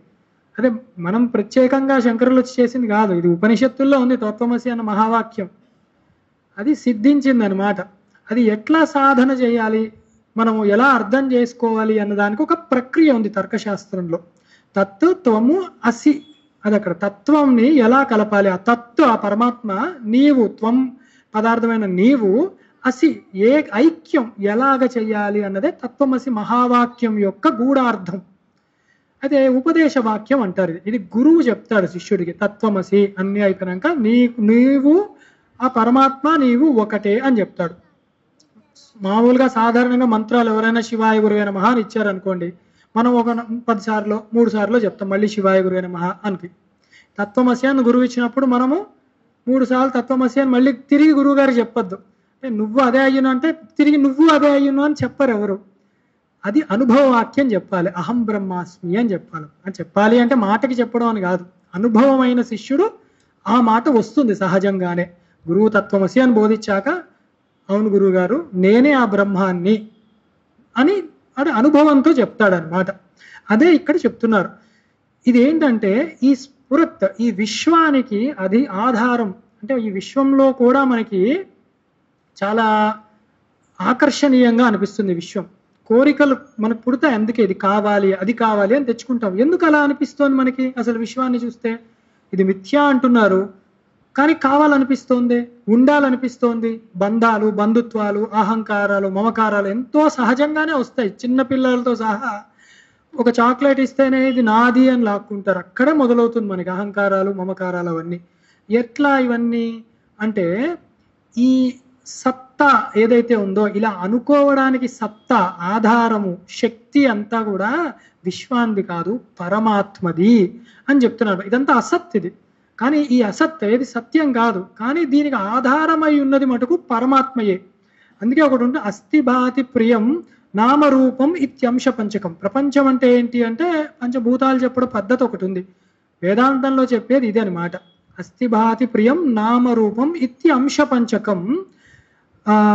ఆద్యత్రయం బ్రహ్మరూపం జగద్రూపం తదోద్వయం అని చెప్తారు. అంటే అస్థి భాతి ప్రియం అని 3 ఉంటాయి ఎప్పుడు. అవే అస్థి భాతి ప్రియం. పరమాత్మ కూడా 3 చిన్ముద్రల్లో ఈ 3 పైన ఉండే అవకాశం కూడా ఇదే. అంటే ఒకానొక అర్థం చెప్పుకోవడానికి అస్థి భాతి ప్రియం ఆయన లక్షణం సహజంగా ఉండేది. ఎక్కడా వినలేదండి అంటే సచ్చిదానంద అనేది అదే. సత్తు చిత్తు ఆనందము అస్థి భాతి ప్రియం ఒకటే. అవే మాట మార్పుల్లో ఇటు అటు వాడుతున్నాం మనం. అస్థి అంటే అది ఉన్నది అని. ఏమి ఉంది? ఎప్పుడు ఎల్లవేళలా దేశకాల వస్తుత చూసుకుంటే ఎప్పుడు ఉండేది అస్థి. అది దేనికి అంటే కేవలం పరమాత్మ మాత్రమే, వేరేది లేదు. భాతి అంటే ప్రకాశవంతమైనది. అంటే ఏది ప్రకాశవంతం? ఏ ప్రకాశం వల్ల ఇతరాలన్నీ కూడా ప్రకాశవంతం అవుతున్నాయో అది భాతి. ప్రియం. ఈ ఇందాక అక్కడే మనం ప్రారంభించాం. ఈ విశ్వం మనకి ప్రియంగా కనిపిస్తుంటే అది దీని ప్రియం కాదు. అది ఆ పరమాత్మ అధిష్టానం కింద ఉండడం వల్ల పరమాత్మకి సహజంగా ఉండే ఆనందము ప్రియం ఏదైతే ఉందో అది ఈ వస్తువు మీద ఆపాదించి వస్తువుదేమో అనుకుంటున్నాం. మనం వస్తువు ఉన్నప్పుడు ఆనందిస్తున్నాం, వస్తువు పోయినప్పుడు దుఃఖపడుతున్నాం. అది అయింది. అయితే ప్రపంచానికి ఇంకో రెండు జోడిచ్చాయి, నామము రూపము. నామం లేకుండా రూపం ఉండదు, రూపము లేకుండా నామము ఉండదు. కుండ అన్నానంటే వెంటనే మనకి బుద్ధిలో ఒక పిక్చర్ వస్తుంది, ఒక కుండ ఇలా ఉంది. కారు అన్నాను, ఒక వాహనం గుర్తు వస్తుంది మనకి. లేదా కుండను చూపెట్టాం, వెంటనే అది కుండ అన్న స్మరణ వస్తుంది. లోపల నామరూపాలు కలిసే ఉంటాయి. అవి పరమాత్మవి కాదు. ఆయన నిర్గుణుడు, నిరాకారుడు, నిరామయుడు, నిరంజనుడు, ఇంకా ఏవి పెట్టుకున్నా అది ఆయనే. అయితే ఇదంతా ఎందుకు చెప్పొచ్చాము అంటే ఈ అస్థిభాతి ప్రియం అన్నది ఆధారంగా ఒక చిత్రం, చలనచిత్రం చూసాడు, సినిమా చూసినప్పుడు ఒక తెర ఉంటుంది, అట్లా అధిష్టానమై ఆధారమై ఉంటాడు. ఈ నామరూపాలు ఏవైతే ఉందో ఈ జగత్తు దాని మీద పడి దాని ఆధారంగా అధిష్టానం కింద చూసుకొని మాత్రమే ప్రవర్తిల్లుతూ ఉంటాయి. ఈ సినిమా పడకనప్పుడు కూడా ఆ తెర ఉంది, సినిమా పడేటప్పుడు కూడా తెర ఉంది, సినిమా అయిపోయేప్పుడు కూడా ఉన్నది కేవలం తెర మాత్రమే. ఒకడెవడో భయంకరమైన సినిమా చేశాడు, దెయ్యాలు ఇవన్నీ, తెరకి ఏమి అంటదు. ఇంకోటి ఏదో ఫ్యామిలీ వెళ్ళే సినిమా వేశాడు, తెరకి ఏది అంటదు. భక్తిపూర్వకమైన సినిమా వేశాడు, తెర ఏమి భక్తిభావంతో ఉండదు. వీటికి అంటకుండా తెర మన ప్రత్యక్షంగా మనం చూసే అనుభవంలోనే ఉన్నట్టు ఈ ప్రపంచానికి కూడా అస్థిభాతి ప్రియం అన్న ఉనికి ఇస్తూ నామరూపాలని జోడించుకొని ఈ ప్రపంచం ఉంటుంది. దాని అసత్కల్పార్థకం భాసతే అన్నమాట. అసత్తు కూడా భాషిస్తోంది అంటే కేవలం ఈ పరమాత్మ యొక్క భాషన వల్ల మాత్రమే అని మర్చిపోకూడదు ఎప్పుడు కూడా.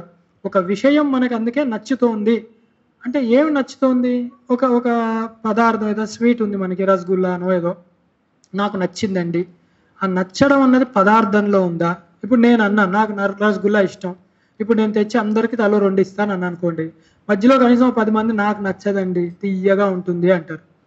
అదేమిటండి నాకు నచ్చింది అది అంటే ఆనందము దానిలో లేదు. అక్కడ ఆనందం దానిలో ఉన్నదనుకున్నది నేను, నాలోనే ఆనందం ఉంది.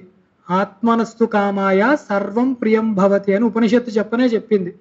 నాకు ఎందుకు పదార్థం మీద మక్కువ అంటే నా పూర్వజన్మల వాసనలు జోడించుకొని మనస్సు అసలు ఆనంద స్వరూపమైన నేను వస్తువు మీద పడుతున్నాను, నేను సంకల్ప వికల్పాలతో. అందుకే ఒక వస్తువే అందరికీ నచ్చట్లేదు.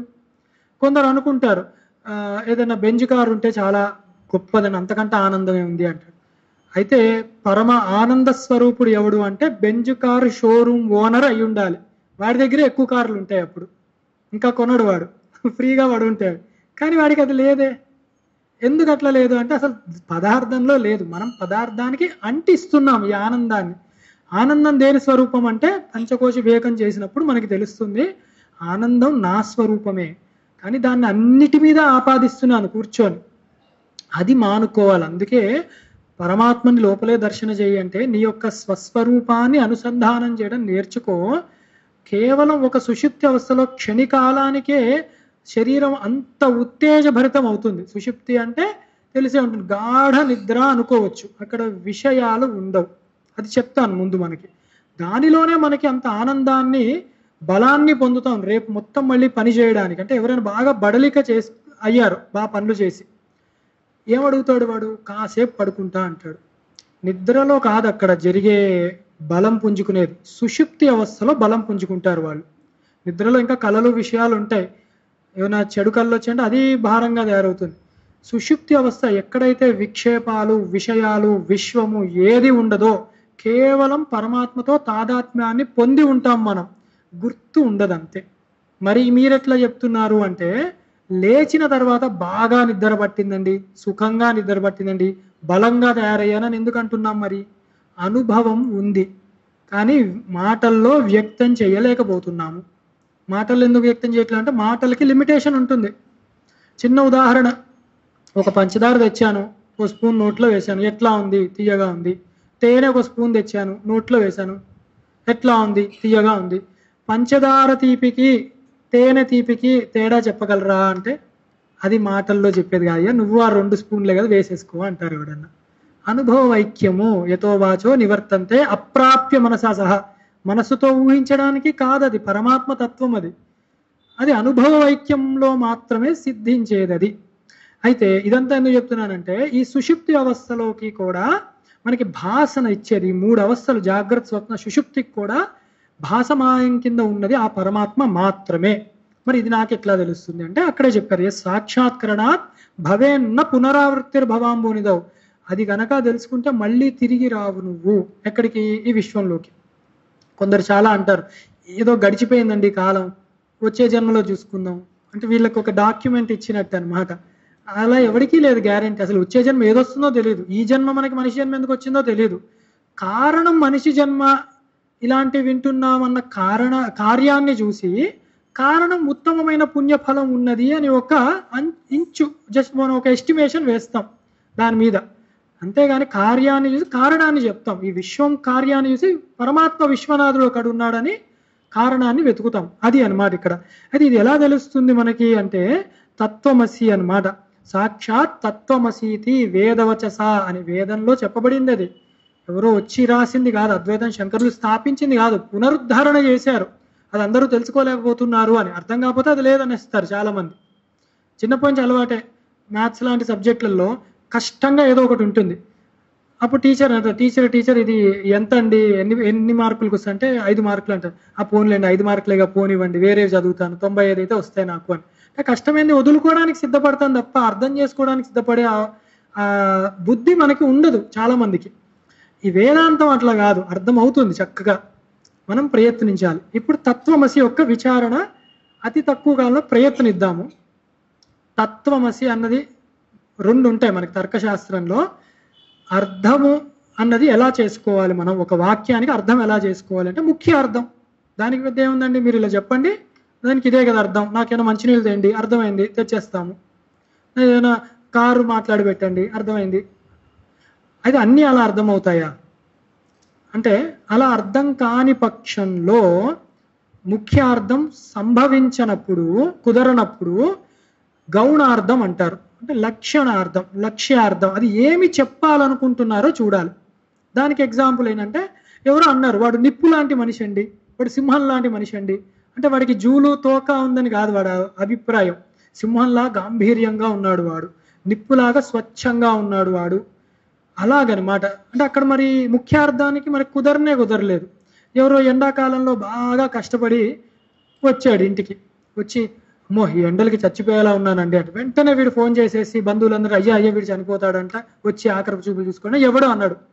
అర్థమైంది, ఎండ వల్ల అంటున్నాడు, ఒక గ్లాస్ మంచినీళ్ళు ఇస్తే చాలు ఉపశమిస్తాడు. ఆ క్షోభ, ఎండ యొక్క క్షోభ అంత తీవ్రంగా ఉందని చెప్పడం ఉద్దేశము అని. ఇక్కడ ఎందుకు చెప్తానంటే, ముఖ్యార్థం కుదరదు. తత్వమసి అన్నప్పుడు ముఖ్యార్థం కుదరదు. ఇదే అందరూ బాధపడుతూ ఉంటారు.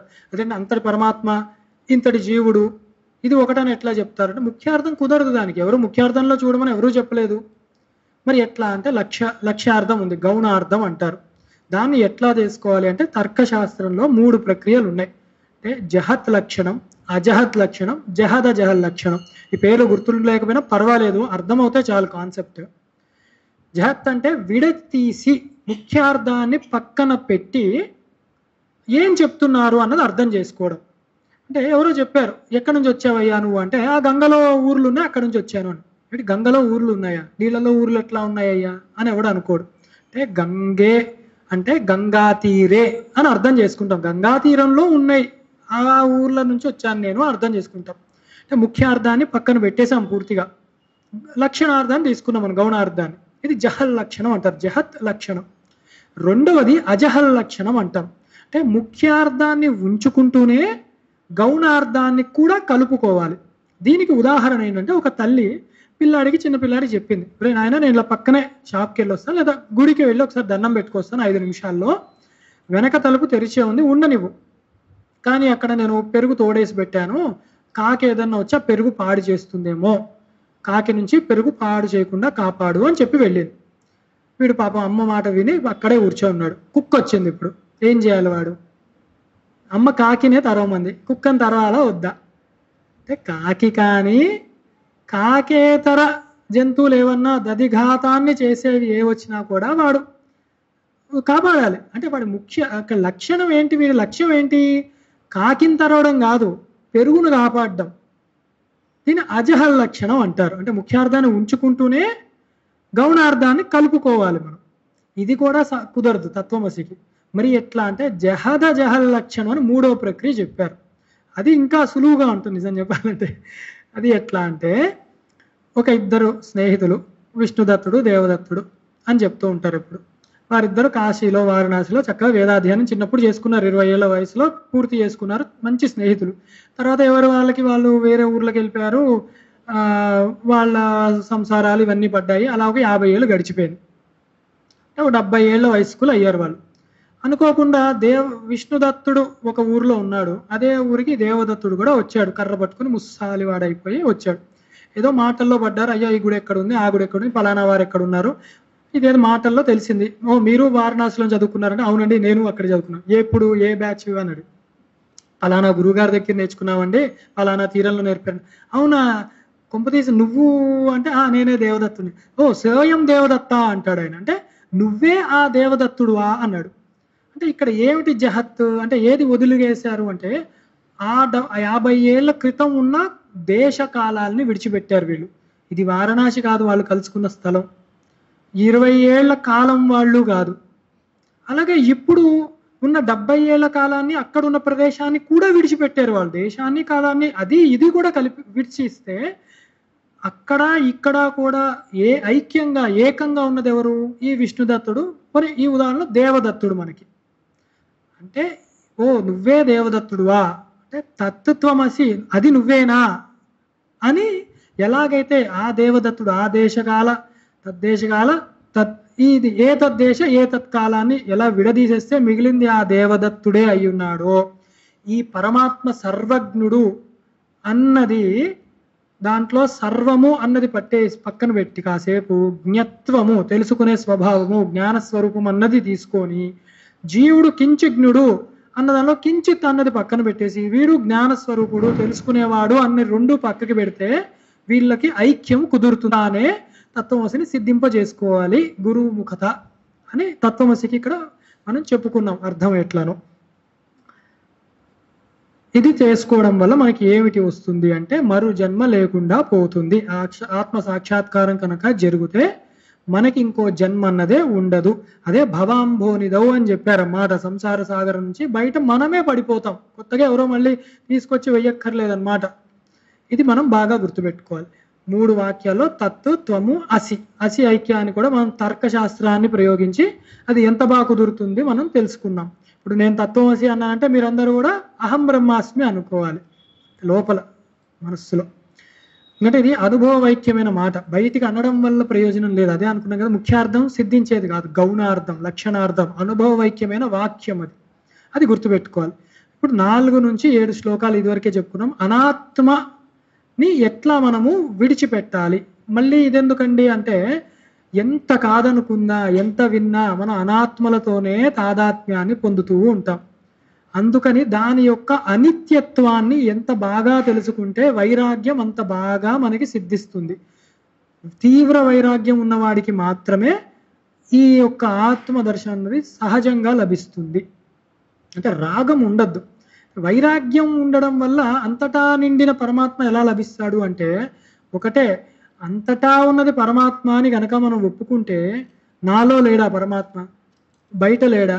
మరి బయట వేరే వస్తువుకి తాదాత్మ్యాన్ని చెంది దాని ద్వారా ఆ ఆనంద స్వరూపాన్ని తీసుకోవాలన్న భ్రాంతి ఎందుకు నాకు? నాలోనే నేను ఎందుకు ఆత్మానుభావాన్ని పొందలేకపోతున్నానంటే ఇంకా అజ్ఞానము అవిద్య మనకి ఉంది కాబట్టి బయట దృష్టే మనకు వస్తుంది కానీ అంతర దృష్టి రావట్లేదు. అందుకే శ్లోకాల్లో కూడా చెప్తారు, స్తోత్రాలు కూడా మనకి బయట లభించేది అమ్మవారు, లోపల మాత్రమే లభిస్తుంది అమ్మవారు మనకి అని లలితా సహస్రనామంలో చెప్తున్నాను నేను. 4వ శ్లోకం. నానా చిత్ర గడోదరస్వ మహాదీప ప్రభాభాస్వరం జ్ఞానం యస్యతు చక్షురాధికరణ ద్వారా బహిస్పందతే జానామీతి తమేవ భాంతమనుభాత్యే తత్ సమస్తం జగత్ తస్మై శ్రీ గురుమూర్తయే నమిదం శ్రీ దక్షిణామూర్తయే. ఇక్కడ లోపల ఆత్మ ఉన్నదా అంటే మనందరం ఏదో చెప్పాం కదా అని నమ్ముతున్నాం.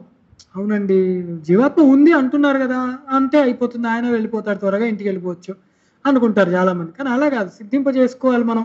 ఎట్లా సిద్ధిస్తుంది, అలా ఉందా అంటే దీనికి పంచకోశ విచారణ మనం ఎప్పుడు చేసుకోవాలి. అనేక విధాలు ఉన్నాయి. పంచకోశ విచారణ ఒక పద్ధతి. 3 అవస్థలు ఏవైతే ఉన్నాయో, జాగ్రత్త, స్వప్న, సుషుప్తి అవస్థ, దాని ద్వారా తెలుసుకునేది ఒకటి. 3 శరీరాలు ఉన్నాయి మనకి. ఎప్పుడు కూడా మనం ఈ స్థూలంగా కనపడేదే శరీరం అంటాం. స్థూల, సూక్ష్మ, కారణ శరీరం కూడా ఉంది మనకి. ఇవన్నీ కూడా వివేకంతో మనం తెలుసుకుంటూ ఉండగా ఇది ఏది నేను కాదు, కానీ వీటిలన్నిటికీ ఆధారంగా ఉన్నది ఒకటే అని తెలుస్తుంది.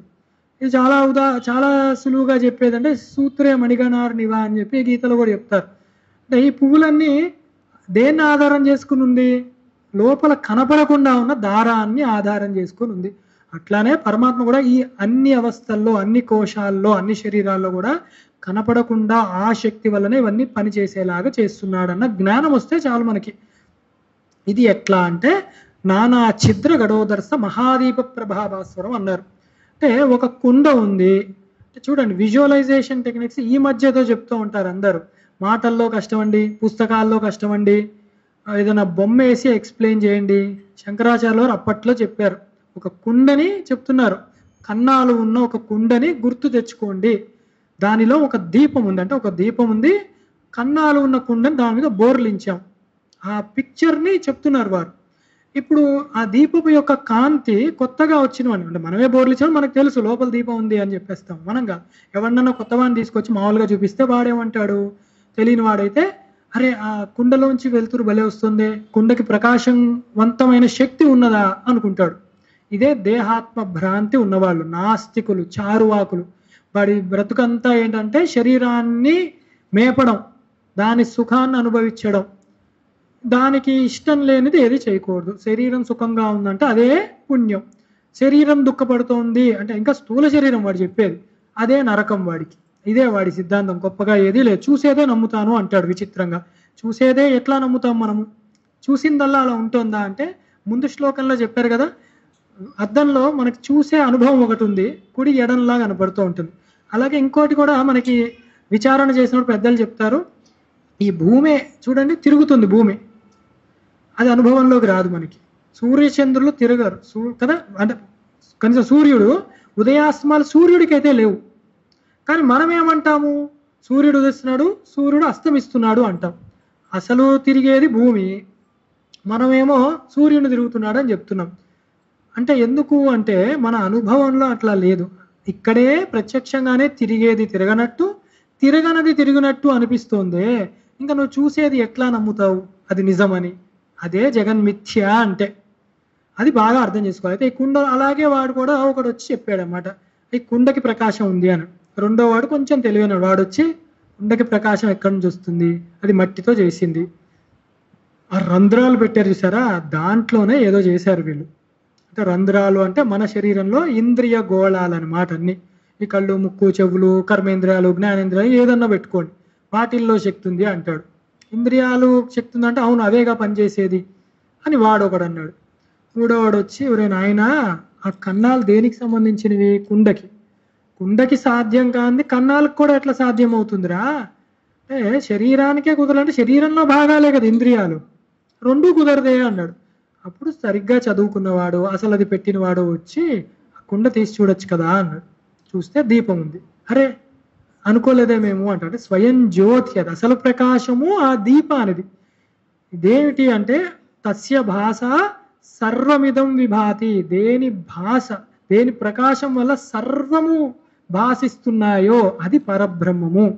ఈ చిన్న దీపం వెళ్తురే కుండకి బయటికి, ఆ బయట నుంచి ఆ కన్నాల్లోంచి వచ్చిన వెళ్తురు గోడ మీద పడతాయి. ఇంకా అమాయకుడు ఎవడైనా ఉంటే గోడ మీద భలే ఉన్నదే వెళ్తురు అనుకుంటాడు. అట్లా మనం బయటికే బాహ్య దృష్టి అలవాటైపోతుంది, కానీ లోపల అసలు ప్రకాశవంతమైనది వేరుంది. దాన్ని మరి ఎవరన్నా భాషించారా అంటే అవసరం లేదు. నతత్ర సూర్యోభాతి అని ఉపనిషత్తే చెప్పింది. అసలు సూర్యచంద్రులే దాన్ని చేయలేరు, వాటికి కూడా ఆధారంగా ఉన్నది ఆ పరమాత్మయే నాయన. అది అసలు పరమాత్మ అంటే స్వయం జ్యోతి. దీన్నే ఏకశ్లోకి మీరు చూడండి, ఇదే విషయం చెప్తారనమాట. చూడడానికి ఏమిటి ఆధారం? సూర్యచంద్రులు వాళ్ళ వల్లే చూస్తాం. మరి సూర్యచంద్రులు ఉన్నాయని నువ్వెలా చెప్తావు అన్నాడు. అంటే నా కళ్ళు చెప్తున్నాయి, కళ్ళతో చూసి చెప్తున్నాను నేను. కళ్ళు మూసుకున్నప్పుడు కొన్ని విషయాలు తెలుస్తాయి. ఇలా కళ్ళు మూసుకులా అన్నా నాకు మైకం తెలుస్తోంది, పుస్తకం తెలుస్తోంది అంటే అనుభవం. సరే, అనుభవాన్ని చూసేది ఏముంది అంటే మనస్సు, దాంతో చూస్తున్నాను నేను. మరి ఆ బుద్ధి అదేనా అంటే బుద్ధి కూడా ఇలా పనిచేస్తోంది నాది అనుకుంటాం కదా. నేను సరిగ్గా ఆలోచించలేదయ్యా, పొరపాటు జరిగింది, ఆ సమయంలో నా బుద్ధి మీద పరమాత్మ కరుణ చూపెట్టాడు, అందుకే ఆ తప్పు జరగలేదు, ఇప్పుడు నేను చక్కగా ఉన్నాను అని మన అనుభవంలో అంటూనే ఉంటాం. లేకపోతే తప్పు డెసిషన్ తీసేసుకొని ఎంతో ప్రమాదంలోకి లోనయ్యేవాడిని అనుకునేవాళ్ళు మనం. మరి ఆ బుద్ధికి సాక్ష్యం ఎవరున్నారు అలా చూసేవాళ్ళు అంటే అది పరమాత్మ. మరి ఇప్పుడు చెప్పండి, ఆ పరమాత్మను ఎవరు చూస్తున్నారు అంటే పరమాత్మ స్వయం జ్యోతి. అది ప్రకాశిస్తూ ఇతరులనన్నిటినీ ప్రకాశింపజేసేది అని. ఇదంతా ఎందుకు అంటే అప్పుడు గురువుకి శిష్యుడు చెప్తాడు, అర్థమైంది గురుగారు, ఆ స్వయం జ్యోతి నేనే అని గురువుకి ఆ శిష్యుడు గురువు గారికి చెప్తారు. ఆ తత్వం నాకు అర్థమైంది. ఏక శ్లోకిలో పెట్టారు శంకరాచార్యులు వారు. వారి ప్రజ్ఞ అట్లాంటిది, ఇన్ని కూడా అవసరం లేదు, అంతటి శంకరులు వారు. అదే ఇక్కడ కూడా చెప్తున్నారన్నమాట. ఈ చక్షువులు, ఇంద్రియాలు ఇవన్నీ కూడా మనము ఇవే నిజము, ఇవే సత్యం అన్న భ్రాంతికి లోనవుతున్నామేమో. వీటికి ఉనికి వేరే ఉంది. ఎలా అయితే కుండ బోర్లిస్తే ఆ లోపల ఉన్న దీపం యొక్క ప్రకాశమే బయటది అనుకుంటున్నావేమో, అట్లానే ఇది కూడా లోపలున్న స్వయం జ్యోతి అది నువ్వు అని గుర్తించు అని ఈ దాంట్లో చెప్పారన్నమాట. అంటే ఇక్కడ ఇంతకీ ఏమైంది, ప్రకాశవంతమైనవి కానివి శరీరము, ఇంద్రియాలు అని తెలుసుకోవాలి ఫస్ట్. ప్రకాశం దేంది అంటే ఆత్మ స్వయం జ్యోతి ఏదైతే ఉందో, నువ్వు జీవాత్మ అనుకో పరమాత్మ అనుకో, పేర్లే అవి, ఉపాధి భేదం, రెండు ఒకటే, ఆత్మ దానిది అది అని గుర్తించాలి. ఇప్పుడు 5వ శ్లోకంలోకి వెళ్తున్నాం. ఇక్కడ అనేక ద్వైత మత ఖండనలు కనపడతాయి మనకి. దేహం ప్రాణమపీంద్రియాన్ని చెప్పి చలాం బుద్ధించ శూన్యం విదుహు స్త్రీ బాలాంధ జడోపమాస్త్వమితి భ్రాంత భృశం వాదిన మాయాశక్తి విలాస కల్పిత మహావ్యామోహ సంహారిణే తస్మై శ్రీ గురుమూర్తయే నమిదం శ్రీ దక్షిణామూర్తయే అని చెప్పారు. ఇక్కడ ఏంటంటే అనేక వాదనలు ఉన్నాయి, ద్వైతవాదనలే, అద్వైతం కాదంతా ద్వైతమే. మమ్మల్ని ఆ కోవకు చేయకండి, మాదేదో యోగ మార్గము ధ్యాన మార్గం అంటారేమో, అది కూడా ద్వైత మార్గమే, అది కూడా సిద్ధించేది కాదు. ఎందుకంటే కేవలం చిత్త నిరోధనం చేయడం వరకే ఈ ధ్యానాలు యోగాలు, కర్మశుద్ధి చేయడం వరకే ఈ కర్మలు అవన్నీ, చిత్తశుద్ధి కలగడానికే ఈ భక్తి మార్గాలు ఇవన్నీ కూడా. జ్ఞానము మోక్షము లభించాలంటే జ్ఞానాదేవత కైవల్యం కేవలం అదొకటి మాత్రమే, ఏకమేవా అద్వితీయం, అది ఉన్నది ఒకటే పదార్థం. ఉపనిషత్తులు చెప్పే, సొంతంగా రాసుకున్నవి కూడా కాదు. అది అహం బ్రహ్మాస్మి, దానికి ద్వైతులు ఏం చెప్తారు, ఏమి చెప్పలేరు. ఏకం ఏవా అద్వితీయం అని 3 సార్లు వేశారు. సజాతీయ విజాతీయ విగత భేదాలు కూడా లేవు, అంత గొప్పగా చెప్పారనమాట. అక్కడ అందుకే పట్టుకోవాలి, అసలు వారు చెప్పేది ఏమిటని తెలుసుకునే ప్రయత్నం చేయాలి మనం అద్వైత పరంగా. వాడెవడో అన్నాడు దేహం అన్న వాళ్ళు ఉన్నారు, ఇందాకే చెప్పుకున్నాం, చారువాకులు, పరమమూర్ఖులు వాళ్ళు. జంతువులకి వాళ్ళకి పెద్ద భేదం లేదనే చెప్పాలి. ఎందుకంటే జంతువులు కూడా దేనికి ఉన్నాయి అంటే కేవలం తిండి గురించి, నిద్ర చేయడానికి, మైథున ప్రక్రియ చేసి తర్వాత సంతానాన్ని కలగడానికి. ఈ చార్వాకులు అదే చేసేది. ఈ నాస్తికులు అని పెట్టుకునే వాళ్ళందరూ కూడా దీనికి తప్ప దేనికి ప్రయోజనం ఏమీ లేదు. వాళ్ళు ఇంకా ఉత్తమ సంతానం కూడా లభించదు వాళ్ళకి, అలా ఉంటారు దేహభ్రాంతి ఉన్నవాళ్ళు. ప్రాణము అంటే ప్రాణమే ముఖ్యమైనది. ఎందుకు ప్రాణం ముఖ్యమైనది అంటారు ఏమిటండి అంటే అదే కదా మనం భజగోవిందంలో కూడా చెప్పుకుంటున్నాం, గతవతి వాయో దేహాపాయే అని. అంటే ప్రాణం పోయిందంటే దేహం పోయినట్టే. ప్రాణం ఉన్నప్పుడేగా చెక్ చేసే ఫస్ట్ డాక్టర్ దగ్గర ఊపిరి చూస్తాడు వాడు ఉండి లేదు అని. అయితే దీనికి సురేశ్వరాచార్య గారు మానసోల్లాసంలో ఎంత అద్భుతంగా చెప్పారంటే, పడుకున్నప్పుడు నిద్రావస్థలో ఇంద్రియాలు కూడా శరీరం పడుకుని పోతుంది, అందుకే అది సత్యం కాదు అని మనకు అవగతమైంది. అంటే ఎట్లా, నేను నిద్రపోయినప్పుడు మా అబ్బాయి వచ్చి నాతో అన్నాడు, నాన్న నేను మంచి బొమ్మ వేసాను చూడు అని. పలకను, మంచి నిద్రలో ఉన్నాను నేను. నాన్న ఎప్పుడు ఇంతే, పిల్లల్ని పట్టించుకోవడం, తిట్టుకొనే వెళ్ళాడు అనుకుందాం పోనీ, అది పట్టదు నాకు. తర్వాత వచ్చాడు, పాపం మా నాన్నే కదా అని ఒక ఫ్రిడ్జ్లో చాక్లెట్ తీసి నాన్న తిను అన్నాడు. నేను అలాగే నిద్రలో ఉన్నా. అక్కడ ఏమర్థమవుతోంది, ఈ దేహం అన్నది నేను ఎప్పుడూ కూడా ఈ నామరూపాలు, నా పేరు, నా వర్ణాశ్రమాలు, నా బాధ్యత, తండ్రి కిందో తల్లి కిందో భర్త కిందనో, ఇవన్నీ కూడా దేనికంటే స్థూల శరీరానికి. నా మనస్సునేం వాడు నాన్న అనట్లేడు, నా శరీరాన్ని అంటున్నాడు. నాన్న పడుకున్నాడు అన్నాడు వాడు, లోపల మరి మనసు లేచే ఉందే, అదే కదా కలలు కనేది. అంటే వాడికి ఆ జ్ఞానం లేదా అనకూడదు మనం. ఆ శరీరానికే పేరు పెట్టేది, మనస్సుకి దానికి కాదు. అందుకే శరీరం ఒక అవస్థలోనే, దేహం అక్కడ కొట్టేశాం, ద్వైత బాధలకి దేహభ్రాంతి అక్కడే పోయింది మనకి. ప్రాణము 3 శరీరాలు ఉన్నాయి మనకి, 3 అవస్థలు ఉన్నాయి, జాగ్రత్త, స్వప్న, సుషుప్తి. స్వప్నావస్థ జాగ్రత్త అవస్థ పెద్ద తేడా లేదు. ముందు శ్లోకంలో యథా నిద్రయ అన్నారు, అక్కడ ఏది అప్లికబులో ఇక్కడ కూడా అదే అప్లికబుల్. అంటే కలగంటున్నప్పుడు మళ్ళీ అక్కడ మనకు శరీరం వస్తుంది, దానికి కాళ్ళు చేతులు ఉంటాయి, దానికి మనస్సు ఉంటుంది, దానికి భయాలు ఇష్టాలు ఉంటాయి, అవన్నీ అనుభవిస్తూ ఉంటాం. అందుకే ఆ 2 ఒకటి కిందే చెప్తారు ఎప్పుడు కూడా. జాగ్రత్త అది అన్నారంటేనే స్వప్నాన్ని కలుపుకో అని చెప్పడం అక్కడ, అది సరిపోదు. సుషుప్తిలో చక్కగా నాకు ఈ జాగ్రత్త అవస్థ ఉండదు, స్వప్నావస్థ అక్కడ లేదు, గాఢ నిద్ర ఆనందంగా ఉంటాను నేను.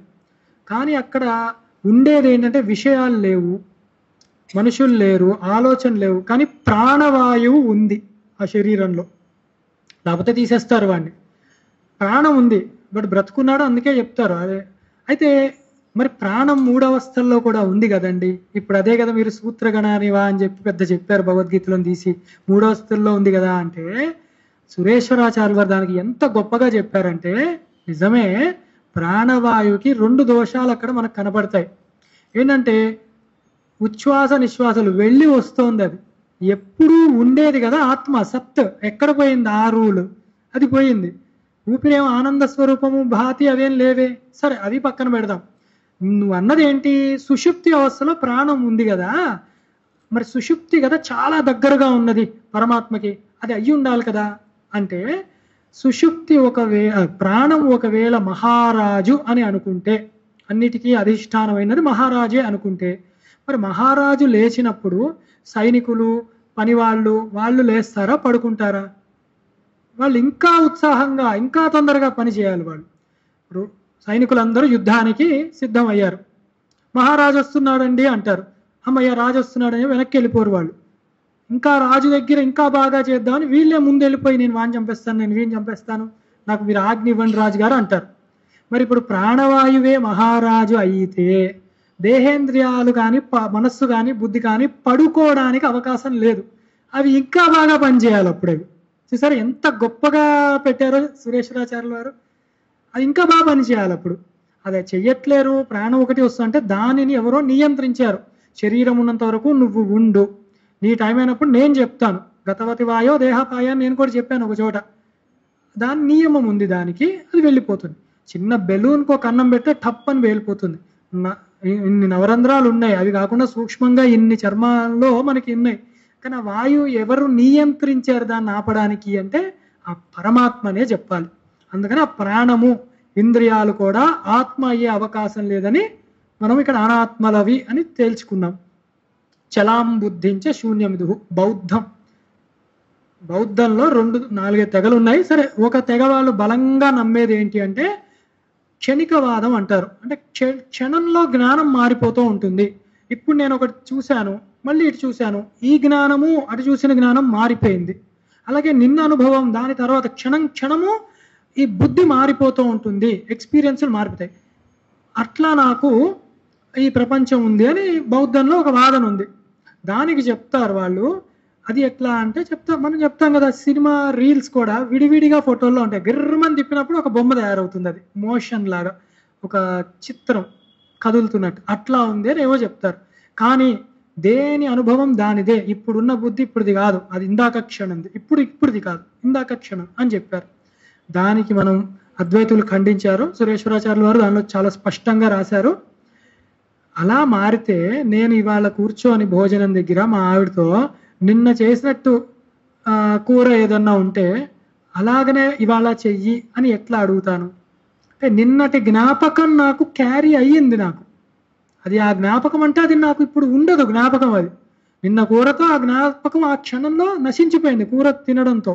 ఇవాళ ఏమంటున్నాను నేను, మొన్న స్వీట్లు తెచ్చాం కదా అట్లాంటివే తెద్దాం ఇవాళ అని. అంటే ఆ జ్ఞాపకం అనుభూతి ఉంది కదా, ఇందాకే అనుకున్నాం జ్ఞాపకం కన్నా పైనదే అనుభూతి, ఆనంద స్వరూపం అనుభూతి అని. అది ఒకటి. రెండవ ఉపమానం ఏం చెప్పారంటే, జీవుడు ఏ జీవి అయినా, అంటే చరాచరం కదా, కదిలేవి కదలనివి, కదిలే జీవులు ఏమన్నా కూడా పుట్టిన వెంటనే ఏం చేస్తాయి, తల్లిని వెతుక్కుంటాయి. అవి బ్రతకడానికి పాలు కావాలి, ఏదైనా ఆహారం కావాలి. ఈ జ్ఞానం ఎక్కడి నుంచి వచ్చింది మరి?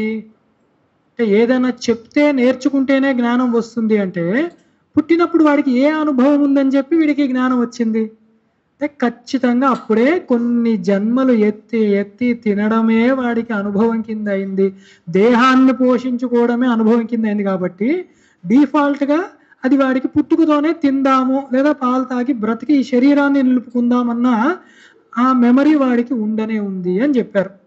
అలాగా ఆ క్షణికవాదం కూడా కొట్టివేసేయచ్చు మనం. ఆఖరిది శూన్యవాదం.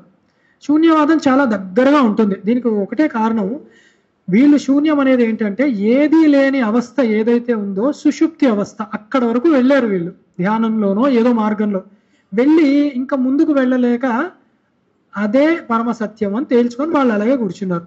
మా గురువు అంతే చెప్పాడు, మేము కూడా బుద్ధి ఎక్కువగా ఉపయోగించామని చెప్పి శిష్యులు కూడా అట్లనే తయారయ్యారనమాట. శూన్యవాదం ఒకటి బయలుదేరింది. ఇది ఏమిటంటే శూన్యం నుంచి వచ్చింది. అది ఎట్లా? ఏమీ లేని దానిలోంచి ఏదన్నా వస్తుందా? నహి అసత్ జాయతే అంటారు. నహి అసత్లోంచి సత్ జాయతే. అసత్లోంచి సత్ వచ్చే అవకాశము లేనే లేదు అసలు. అది మన అనుభవంలోనే ఉంది.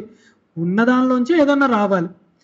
అయితే మరి ఏదో మాకు అక్కడ శూన్యం తెలిసిందండి, మాకు అది తప్ప ఏది కదలలేకపోతా అంటే దానికి శంకర్లు అన్నారు, ఒక ఇంటికి వెళ్ళావు నువ్వు, తాళం వేసింది, ఏదో ఇంటికి వెళ్ళావు అంటే వెళ్ళానండి ఎవరు లేరు అన్నాడు. ఎవరు లేరని ఎలా తెలుసుకున్నావు అంటే ఎవరు లేనిది తెలుసుకునేవాడు ఒకడు ఉన్నాడు, అదే పరమాత్మ. బుద్ధికి సాక్షికి సాక్షి అయి ఉన్నవాడు ఒకడున్నాడు, అది నేను అని చెప్పడంతో శూన్యవాదం పోయింది. సరే, మనం శరీరాల కింద అవి తీసుకున్నప్పుడు ఈ సూక్ష్మ శరీరం ఏదైతే ఉందో, సుషుప్తి అవస్థ ఏదైతే ఉందో దాంట్లో విక్షేపాలు లేవు. మీకు ఇప్పటికి అర్థమైంది కదా, విక్షేపాలు అంటే విషయాలు అన్నవి జాగ్రత్త స్వప్న అవస్థలో మాత్రమే ఉంటాయి. వ్యవహారాలు సూక్ష్మావస్థల్లో, ఈ సుషుప్తి అవస్థలో కేవలం ఆనందాన్ని అనుభవిస్తూ ఉంటాడు. వ్యవహారం అన్నది ఏది ఉండదు. మరి అది సత్యమా అంటే దానికి ఒక తెర ఉన్నది, పరమాత్మకి దగ్గరగా ఉంది. ఈ మైక్ ఉందండి, దీని మీద ఒక క్లాత్ ఇట్లా కప్పేసాను, ఒక గుడ్డ. మీకు దాని ఆకారం వల్ల అది క్లాత్ అని ఒక చిన్న గుడ్డ ముక్క అని తెలుస్తోంది. దీనికి ఇలా కప్పాను, మాట కొంచెం తేడా వస్తుంది కానీ మాట వెళ్తోంది. అంటే ఇది ఉంది కాబట్టే వస్తుంది. దీని యొక్క చైతన్యం వల్లనే ఆ సుషుప్తి అవస్థలో కూడా ఆనందానుభవం అన్నది జరుగుతోంది. ఇది ఒకటి. రెండోది, ఇది ఎట్లా ఉంది అంటే మనం ఎప్పుడు రజ్జుసర్ప భ్రాంతి. ఇది ఇక్కడ ఈ గ్రంథంలో ముఖ్యంగా చెప్పలే కానీ ఒక 2 నిమిషాల్లో చెప్తాను. అది ఒక తాడు ఉంది, అది ఎప్పుడు గుర్తుపెట్టు. ఏదో ఒకటి ఉంటేనే దాన్ని ఇంకో అలా అనుకుంటాం. ఏదీ లేదంటే నాకు ఏదో అనిపించి అంటే వాడిని ఎక్కడో కూర్చోబెట్టాలి, తీసుకెళ్ళి దగ్గరలోనే ఉంది ఎర్రగడ్డ. అలా కాదనమాట. ఏదో ఉంది, ఒక తాడు ఉంది, మంద అంధకారం ఉంది, పూర్తి చీకటి ఉంది. వాడు బుద్ధిహీనుడు అయితే ఏదీ కనపడదు, కానీ కొంత మంద అంధకారం ఉంది. అంటే జ్ఞానం ఎప్పుడూ ఉండనే ఉంది అన్ని అవస్థల్లో. అది ఆ మందాంధకారంలో ఆ తాడుని దూరంగా చూసి ఒకడు ఉలిక్కి పడ్డాడు. ఓరి నాయన అక్కడ పాము ఉందిరా బాబు అంటాడు. వీడు ఉండే ఓ 10 మందికి తీసుకెళ్ళి అక్కడ త్రాచుపాము ఉంది అన్నాడు. వాడు త్రాచుపామే, అది చాలా పెద్దది, అది పెద్ద పెద్ద కూరలు ఉన్నాయి, నీకు కనపడిందా అంటే నాకు కనపడిందా అంటాడు వాడు. ఇంకోడు వచ్చి నీకు కనపడిందా, నాకు ఇది వరకు ఏదో కనపడింది, నేను అదే అనుకున్నాను అంటాడు. అక్కడ నుంచి మెల్లిమెల్లిగా ఆలోచనలన్నీ, ఇప్పుడు ఒక పాము ఉంది అంటే పాము పుట్ట ఎక్కడో ఉండాలి కదా, అదే సిటీ పాములు కావు కదా అపార్ట్మెంట్లో పుట్టడానికి. పుట్ట ఉంది, పుట్టలో ఒకటి ఉండదు కదా, దానికో సంతానం, దానికి భార్య పిల్లలు, వాడి బంధు జనాలు అన్నీ ఉంటాయి. ఇవన్నీ ఎక్కడున్నాయో, ఇది ఇప్పుడు కనపడింది, ఇది వరకు అసలు ఎన్ని తిరిగినాయో, ఇప్పుడు నేను వెళ్ళిపోతే ఇది వేరే వాళ్ళు చూసుకోకుండా వాళ్ళకి ప్రమాదాన్ని హాని చేస్తుందేమో అని భ్రమకి లోనయ్యాడు. ఒకడు వచ్చి జ్ఞాన జ్యోతి, ఒక జ్యోతి పట్టుకొచ్చి చూపెట్టాడు, నాయన అది పాము కాదు తాడు అని. అప్పుడు వాడి ఏముండాలి, అయినా కూడా భయం వేసిందండి అని ఎవడు అన్నాడు. ఇంకా భయం వేస్తుంది అన్న మూర్ఖుడు అయితే ఎవడు ఉండడు. పాములా అనిపించినప్పుడు భయం వేసిందండి, మీరు ఎప్పుడైతే తాడు అని చెప్పారో భయం పూర్తిగా నశించింది. అంటే ఏమిటి ఆ భయం? పాము ఎప్పటి నుంచి ఉంది అంటే అసలు లేదు పాము. విశ్వం ఎప్పుడుంది? అసలు లేదు. ఎప్పుడు ఉన్నది తాడు. ఎట్లానో అసలు ఉన్నది ఆత్మనే, పరమాత్మనే. భ్రాంతికి భ్రమకి లోనయ్యి విక్షేపాల వల్ల ఒకటి ఒకలా కనపడ్డా అసలు కనపడలేదు, ఆవరణ అంటారు దాన్ని. సరిగ్గా కనపడలేదు, అది దాని ఆవరణ స్థితి అంటారు. మరి అట్లా ఉందా అంటే అట్లా కాదు. జాగ్రత్త స్వప్నంలోకి వెళ్ళేసరికి అది విక్షేపాలకి లోనైంది. అంటే ఒక పాము, అది త్రాచుపాము, అది విషం పాము, అది ఇంకోటి, దానికి సంతానం, భయము, భ్రాంతి, అది బుసగొడుతోంది, కదులుతోంది, మన వైపే వస్తుంది, ఇంకా అనేక విక్షేపాలు ఎలాగున్నాయో. కానీ కేవలం ఒక లైట్ పెట్టి చూపెడితే ఇవన్నీ పోయినాయి. ఇంకా ఇవన్నీ కనపడుతున్నాయండి అంటే ఆ ఒక్క జ్ఞానజ్యోతి వస్తే ఇవన్నీ కూడా అలాగే మట్టుమాయమైపోయి కేవలం పరబ్రహ్మము మాత్రమే నీకు దర్శనమిస్తూ ఉంటుంది, నువ్వు అది అయ్యి ఉంటావు కాబట్టి అని అంత గొప్పగా రజ్జు సర్ప భ్రాంతి మనకు అద్వైతంలో ఉదాహరణ కింద చెప్తారు. పాము ఎప్పటి నుంచి ఉందని ఏమైనా చెప్పండి, ఇంకా పాము ఉందని ఎవడు అనుకోడు. అది లేదు, అసలు పాము లేనే లేదు. మరి పాములాగా ఎప్పటి నుంచి అనిపిస్తోంది నాకంటే తాడు ఉన్నప్పటి నుంచి అని చెప్పచ్చు. కనీసం నాకు అది తాడు పాములా ఎప్పటి నుంచి కనపడింది అంటే తాడు ఉన్నప్పటి నుంచి అని చెప్పొచ్చు. అందుకే ఈ జన్మలు ఎప్పటి నుంచి వచ్చాయండి, ఎప్పటి నుంచి సుఖ దుఃఖాలు వచ్చాయండి అంటే అది ఎవడూ చెప్పలేడు. అంటే ఈ పాము ఎప్పటి నుంచి వచ్చిందండి, ఎప్పుడు పెద్దదైందండి, ఎప్పుడు దాని కూరల విషయం అయిందంటే ఎట్లా చెప్తాం? అసలు తాడు లేనే లేదు, అది పాము లేనే లేదు, ఉన్నదే తాడు. అట్లనే ఉన్నదే పరబ్రహ్మం. ఈ జన్మలు కూడా ఎప్పుడు రాలేదు, ఎప్పుడు లేవు. మరి ఈ వ్యవహారం మాకు తెలుస్తుంది అంటే యథానిద్రయ, దానిలోంచి బయటపడినప్పుడే. అది ఎట్లా? బోధ సమయే ప్రబోధ సమయే ఉంది. ఇంకా మనం అధ్యయనం చేసి అభ్యాసం చేసి అవగతం చేసుకొని అది మనము అయ్యున్నప్పుడు ఇదంతా ఒక మిథ్యలాగా కనపడుతుంది. దానికే సాధన కావాలి. ఇది బాగా గుర్తుపెట్టుకోవాలి అద్వైతంలో ఇది మనకి. అయితే ఇవన్నీ తెలుసుకుంటే ఎలాగా అంటే దేహాత్మ భ్రాంతి పోతుంది. ఇవన్నీ కూడా దేహాత్మ భ్రాంతి వల్లే. స్త్రీ బాలాంద జడోపమాస్త్వమితి భ్రాంత భృషంబాదిన. ఇలాగ దేహము చిన్నవాణ్ణి పెద్దవాణ్ణి ఇంద్రియాలు సరిగ్గా లేని వాడిని అలా అనుకున్న వాళ్ళే ఇలా అనుకుంటూ ఉంటారు. అయ్యా నువ్వు దేహభ్రాంతి ముందు విడిచిపెట్టు, తర్వాత చూద్దాం నువ్వు మనస్సువా బుద్ధివా ఆత్మవా ఏ అవస్థలో నీకు బాగా తెలుస్తోంది, తర్వాత చూద్దాం. ముందు దేహాత్మ భ్రాంతి విడిచిపెడదాం. అది అన్నమాట ఇక్కడ ఉపదేశం. ఇది ఎట్లా అంటే మాయాశక్తి. ఇదంతా ఎలా చేస్తున్నా అంటే మాయాశక్తి విలాస కల్పిత మహావ్యామోహ సంహారిణి. ఆయన యొక్క స్వశక్తి ఏదైతే ఉందో మాయాశక్తి, దానితో ఇలాంటి కల్పనలన్నీ చేస్తున్నాడు. చేసిన వాడు మనకి ఎలాగ ఉపయోగపడతాడు అంటే ఆయనే మహావ్యామోహ సంహారిణే. ఈ మోహాన్ని పోగొట్టేది మళ్ళీ ఆయనే. ఏమిటా మోహం? దేహాత్మ భ్రాంతే. ఈ జీవుణ్ణి అనుకోవడమే, సుఖ దుఃఖాలు నాకున్నాయి అనుకోవడమే, నేను కర్తని భోక్తని అనుకోవడమే భ్రాంతి. ఇది పోగొట్టే ఆ దక్షిణామూర్తికి, ఆ గురుమూర్తి. ఇక్కడ ఆ అన్నప్పుడు తత్ అన్నది మీరు మనసులో పెట్టుకోవాలి. తత్శబ్ద వాచ్యుడు ఆయన దక్షిణామూర్తి. వారికి నమస్కారాలు చేసుకుంటున్నాము. తర్వాతి శ్లోకము 6వది. ఆవరణని నిర్ధారింపజేస్తున్నారు. మనం ఇప్పటివరకు ఏం చెప్పాము? జాగ్రత్త స్వప్న సుషుప్తులు చెప్పేసుకున్నాము. పంచకోశాలు శరీరాలు అలాగా చెప్పుకున్నాం మనం. సుషుప్తి అక్కడ చూసారా, శూన్యం విదుహు అని ముందు శ్లోకంలో వేశారు. ఆ శూన్యం ఏంటంటే సుషుప్తి అవస్థ. తర్వాత ఆ సుషుప్తిలో ఏముంది అన్నది ఆవరణ. మనం ముందే చెప్పుకున్నాం కొంత ముందు. దాన్ని ఇంకా విశదీకరించడానికి దాని తర్వాత శ్లోకం వస్తుంది. మీరు ఆ శ్లోకం యొక్క కూర్పు చూడాలన్నమాట. స్తోత్రం ఎంత అందంగా మెట్టుగా వెళ్తుందో అని. ఏం చెప్తున్నారంటే రాహుగ్రస్త దివాకరేందు సదృశోమాయ సమాచ్ఛాదనాత్ సన్మాత్ర కరణోప సంహరణో యో భూత్ సుషుప్త పూమాన్ ప్రాగస్వాప్సమితి ప్రబోధ సమయే యః ప్రత్యభిజ్ఞాయతే తస్మై శ్రీ గురుమూర్తయే నమిదం శ్రీ దక్షిణామూర్తయే. అంత అందంగా ఉంటుంది అన్నమాట. తర్వాత స్టేజ్కి తీసుకెళ్తున్నారు. ఏంటంటే సుషుప్తిని అలవాటు చేసుకో, మాకు కావాలి అంటే ఇప్పుడు చెప్పిన ఎగ్జాంపుల్స్ కాదు, కొత్తది చెప్పారు ఆయన. ఇప్పుడు ఒక గ్రహణం పట్టినప్పుడు రాహుగ్రహమే సూర్యగ్రహణం పట్టింది. అప్పుడు ఏమవుతుంది అంటే సూర్యుడు మనకి కనపడకుండా పోతాడు ఆ క్షణంలో. అది కప్పినప్పుడు మనం ఏమంటాం? సూర్యగ్రహణం వచ్చింది అంటే సూర్యుడు ఇంకా లేడు అని ఎవడు టంకా వేయరు ఎవరు. సూర్యుడు కనబడట్లేడు ఆ క్షణం వరకే. అయితే ఇది ఎవరి పాయింట్ ఆఫ్ వ్యూ, ఎవరి దృష్ట్యా? మన దృష్ట్యా సూర్యుడికి గ్రహణం పట్టిందండి, మనకి కనపడట్లేదు. అసలు సూర్యుడికి గ్రహణం పట్టిందా? లేదు. గ్రహణం పట్టిన సమయంలో సూర్యుడు ఏమైనా అనుకున్నాడా? ఆయనకి అసలు గ్రహణం పట్టిందని జనాలు అనుకుంటున్నారన్న ధ్యాస ఉండదు ఆయనకి. గ్రహణం విడిపోయిందండి, మేము ఇప్పుడు స్నానాలు చేస్తున్నాము, నదీ స్నానాలు చేస్తాము, ప్రకాశవంతంగా తగ్గిస్తారా అని మనం ప్రార్థన చేస్తే ఆయన ఏమైనా పట్టించుకుంటాడా? ఆయన అది పట్టించుకోడు. ఆయన గ్రహణం పడుతోంది అనుకున్నది మనము, పట్టినది అన్న దృష్టి మనకే కలిగింది, గ్రహణం వీడింది అన్న దృష్టి మనకే ఎట్లా కలిగిందో ఇది అంతా ఎలా జరిగింది అంటే సూర్యుడు ఎప్పుడూ ఉండనే ఉన్నాడు. అక్కడ పట్టు అదే అనమాట. మనం తెలుసుకోవాల్సింది సూర్యుడు ఎప్పుడు ఎలా ఉన్నాడో సుషుప్తి అవస్థలో కూడా విక్షేపాలు వస్తున్నాయి. ఆవరణ ఒకటి ఏర్పడి సూర్యుడు కనపడకుండా పోయాడు, అదే నాకు స్థానమా సుఖస్థానమా అని అనుకుంటామేమో. గ్రహణం పోయాక సూర్యుడు మళ్ళీ స్వప్రకాశం ఎలాగ పుంజుకుంటాడో మన దృష్ట్యా నీకు కూడా ఆ సుషుప్తి అవస్థలో కూడా ఆవరణ పోయాక, అంటే ఆ పైమెట్టు ఎక్కాక మనకు కూడా స్పష్టంగా ఆ ఆత్మ సాక్షాత్కారం అయి తీరుతుంది అని శంకరులు మనకి చక్కగా ఏమంటారు ఎంకరేజ్మెంట్ అంటారు కదా, అట్లా అనమాట. అంటే ఉత్సాహాన్ని పరిగెత్తుతున్నారు అన్నమాట మనకి. ఇది ఎట్లా జరుగుతుందంటే మహావ్యామోహం మనం ఇందాకే చెప్పుకున్నాము. అయితే ప్రాగస్వాప్సమితి ప్రబోధ సమయే, మరి ఆవరణ సమయంలో సుషుప్తి సమయంలో నాకు అక్కడే బాగుంది అనిపిస్తుంది, బాగుంది అనిపిస్తోంది అంటే కేవలం అనిపిస్తోంది.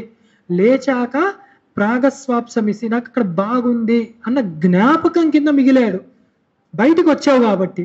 ఆ జ్ఞాపకంలో నువ్వే ఎందుకు కలిసిపోలేకపోయావు అంటే అది డెస్టినేషన్ కాదు, మనకు పుణ్యం ఇంకా జ్ఞానం అబ్బలేదు కాబట్టి సుషుప్తి అవస్థలో వెళ్ళి మళ్ళీ నిద్ర మళ్ళీ జాగ్రత్తకి బయటకు వస్తున్నాం మనం. అంటే అంతర్ముఖ సమారాధ్య బహిర్ముఖ దుర్లభ అని చెప్పేది అందుకే. అక్కడ లోపలే దర్శనమిస్తాడు, బయటకు వచ్చేసామంటే మళ్ళీ పోతోంది అనమాట.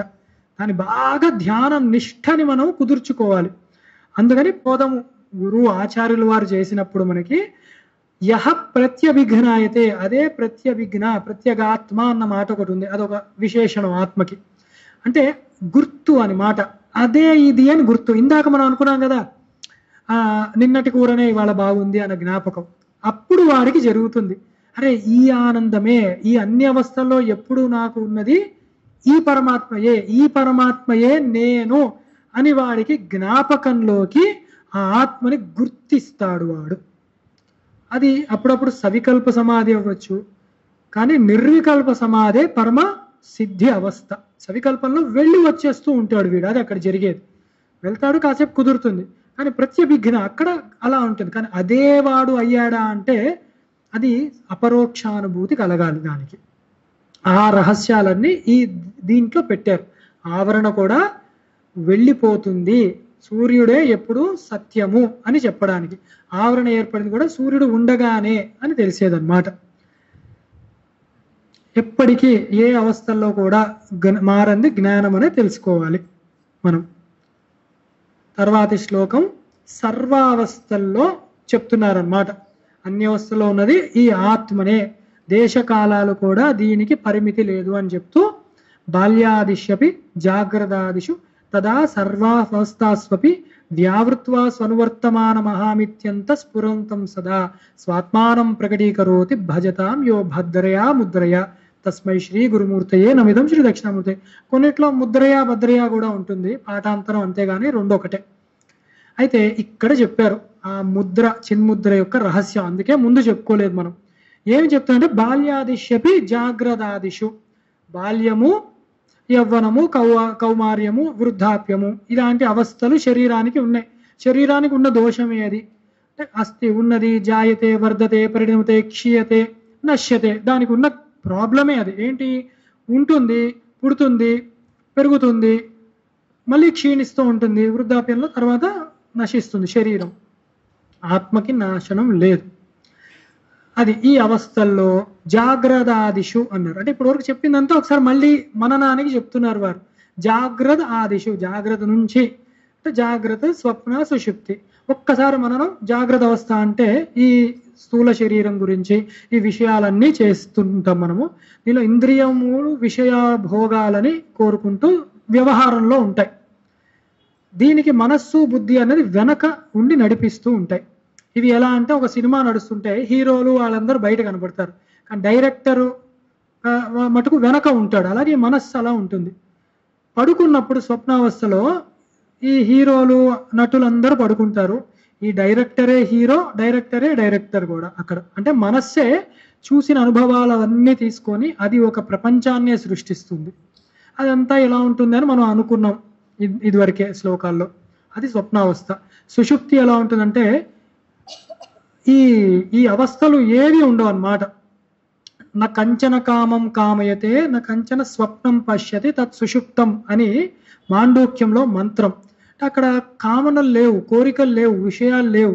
స్వప్నం కూడా పశ్యతి, నా స్వప్నం పశ్యతి అంటే స్వప్నం కళ కూడా వాడికి కనపడదు. ఎందుకంటే వాడు అసలు అనుభవమే లేదు, కేవలం ఆనందంలో ఉండిపోయాడు వాడు.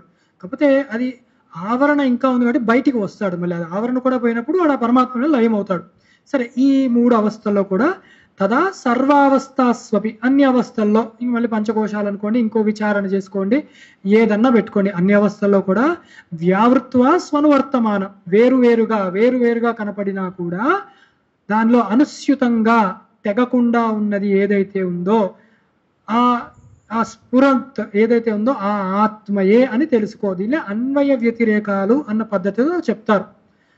వ్యతిరేకం ఏంటంటే, ఇప్పుడు నేను స్థూల శరీరాన్న కాదు, ఎందుకంటే నేను పడుకున్నప్పుడు నేను ఏదో వ్యవహారంలో ఉంటాను, నిద్రపోయిన.